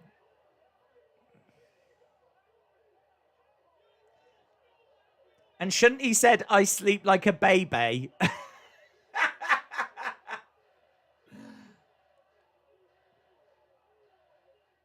I don't know, man. I felt like those promos were good, but it didn't really lead anywhere. There was nothing at the end apart from they flipped the table over and they just kind of shout at each other. I don't know. I would have ended with the HBK moment. I feel like Shawn coming out with the ladder thing. That felt better. So I would have ended with that, but whatever. It's good. I wish it was in the fight pits. Brony said, after 4 years, I finally sleep like a baby. Basically, he's saying he wasted his sleep teaming with Undisputed Era. Brent, shout out to you, says, Days, it was Cody and Jericho on AEW The Long Table. Cody and Jericho. Do you know, I can't even remember. Can't remember. I don't know if that's the one I'm thinking of. The one I'm thinking of is definitely Raw. But That's cool if they did it on AEW with Cody and Jericho as well. Actually, can I remember it? I don't know. Michael, shout out to you. Austin says Carl's promos aren't that good to me, to be honest. David says NXT 8. Jeremy says 8.5 due to that final segment. Darnell says 7.5. Isman says that was good. Bradley says NXT 9.5, AEW 6.5. Brony says NXT 7.5. Edward, shout out to you, buddy. Big Boy Daddy says AEW 8, NXT 7.5. Crazy Ginger Jake Holden says 7.75 NXT, 7.5 AEW. LSW says NXT 7.5. Brony says NXT 7.5, AEW 7.5. It's very close. Very close. In fact, there's a few people saying that NXT are better. There's a few people saying that AEW is better this week. I do think it's a very close week. You can call me your Trini Daddy, says NXT 8. Austin says NXT 7.5, AEW 6.5. AEW ends in a brawl. NXT ends with shouting. Esteban says AEW 7.5. I'm going to watch NXT when it moves to Tuesdays. R. Staval says NXT 8, AEW 7. Capsman says AEW 8, NXT 8. William says Adam Cole would be perfect for NWA. He's got a really good match IQ that really resonates with fans. Not sure how he and Nick would coexist, but it would be fire for fans. I agree. That'd be a lot of fun. Both 7.5 from Edward. Michael says AEW 7, NXT 9. Darnell says NXT 7.5, AEW 6. Hype Man says NXT 7.5, AEW 7.25. Samuel says AEW 8. Brendan says 9.25 NXT, AEW 7.25. J14 says, I enjoyed both this week. Yeah, I think this is hard, to be honest. I think that the main event of AEW was better than the main event of NXT. I think NXT had a good match, but I didn't like the end. That Adam Cole, Kyle O'Reilly thing was fine. It was good. Adam Cole's promo was great. I think O'Reilly did much better than what we've seen, but it didn't really go anywhere. I don't know. There wasn't like a kill shot in there. There wasn't like a big announcement. There's no crazy stipulation. That's why I think the Shawn moment was bigger. So, I don't know. Bit of a mixed bag at the end from NXT. But I love that Silver match might have been the best match of the night. Silver against Darby Allin. Kenny against Sydal at the start was great also. But so was the women's match. I think both shows in the middle were just a bit... kind of maybe... I don't know. I feel like it was quite close to... I feel like it was quite close towards the end. And then AEW took it. But I don't know if they were the better show. I don't know. Because NXT did still have Shawn come out. It might be a draw. I think NXT had two great matches. I think AEW had two great matches. NXT had one. They also had the Shawn moment, though. And they did have a very good match until that ending. I think it's so close. Oh, what else was there? Is there anything that can swing it a certain way? Oh, we did have Volta. Yeah, I'm going to say it's a draw. I know it feels like a cop-out, but I can't find anything to separate them. I can't find anything. So, I don't think there was any OMG moments. The Shawn thing was nice. I think this was just a solid week for both shows, to be honest. I think whichever show you watched, you was entertained. I think if you watched AEW, I I think you enjoyed it, and I think you will have been entertained. I think if you watched NXT, I think you will have enjoyed it. I think you would have been entertained. I think both shows had some big announcements. Obviously, the announcement that, AEW fans are going to absolutely love that reality show. Make no mistake about it. Looking behind the scenes, you take it for granted with WWE because there's a network and, you get to see a lot of content. There is quite a bit of content for AEW, but AEW fans will love that behind-the-scenes reality show. So I can see that doing quite well. And I think that's a big announcement that will excite their fan base. Doesn't really do it for me, to be honest, but I think their fan base will be excited by that. We've had, obviously, more clarity on the 2 nights of TakeOver for NXT. So, yeah, I kind of feel like these shows did have a little something, but maybe just not that big OMG moment, and had some good action. Both solid shows. It was a good Wednesday night. I was entertained from start to finish. Always great to see Volta. I think him against Tommaso is going to be a lot of fun. I like what they're doing with the women's tag titles. They feel like they matter. And looks like we're going to get Ember and Shotzi taking on Indy and Candice, which I think will be a decent match. I like the Johnny moment as well when he was kicking off at William Regal. I thought that was entertaining. I like Cameron Grimes. I kind of feel like NXT has really improved its non-wrestling segments. That was a big, big criticism of NXT before, was that they didn't have the comedy. They didn't have the kind of, they had the matches, but they didn't have the segments backstage. They weren't really good enough. It was just really standard stuff, like people getting attacked, whatever. But I think Cameron Grimes, the way, have really added and have really improved their non-wrestling segments. So I think NXT has taken steps in the right direction. And I think some of that showed tonight. But I think AEW, as we said, has done some really good stuff as well. I think they probably had the 2 best matches. Love what Don Callis is doing. Big fan of that. Young Bucks obviously not too sweet in. That's big news. So they walking away. Opening match was great. Main event was really good. Good, man. Good night. Good night all round. Solid for both shows. What about the Cross Balor promo? That was good. Yeah, I mean, that was good. It was a positive. I don't know if it's anything that drastically moved the dial for me. It's I like the fact that it adds to the match. I definitely like that. I do. Scarlett's a bit of a problem for me. That's a little niggle that I've got. That, she comes down, she sings the entrance music, which every time just makes me roll my eyes. Then she is like doing all the dramatic. Do you know what I mean? She should be in Retribution. She's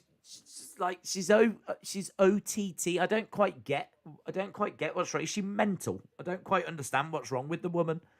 And she's just kind of like standing, pulling face. She's a bit like Luna Vachon. I'm sure I've said this before. It's like Karrion Kross is walking around with Luna Vachon. So, but I did like Balor saying he found Karrion's weakness. I think Karrion is a great promo. Maybe I take that for granted. Do you know what I mean? You're right. It is good. They are both very good at promos, and it'll be a great main event.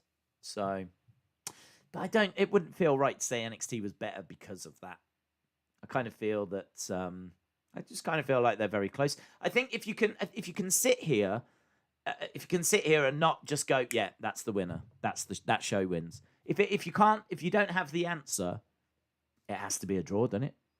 And that's where I am. I haven't got an answer. I can't sit here and say, yeah, that one. Definitely it's that show. I think they were both very, very close again this week. So we'll say it's a draw.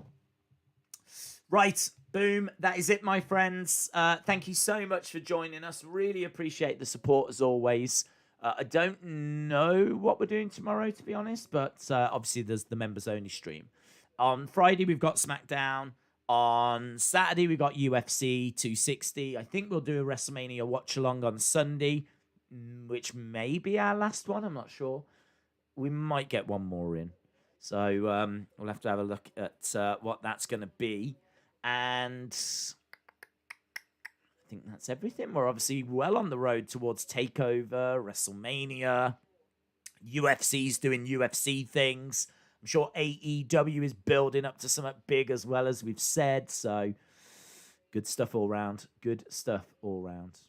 Have a great evening wherever you are. Hope you enjoyed this Wednesday night. As we said, I thought both shows were very strong, very entertaining. And on we go towards the ever-approaching WrestleMania, which I'm super excited for because I think that card looks awesome. Really into... do you know what? I'm into TakeOver. I think both TakeOver nights look great. I think both WrestleMania nights look really good as well. I just wish AEW were doing like a 2-night show as well. Although maybe not WrestleMania weeks. That's pretty stacked. But maybe the week after, they should do a 2-night show. That would be good. Right, I'm going to have a snack of some kind. So appreciate the support, and hopefully I'll see you again next time. Bye for now.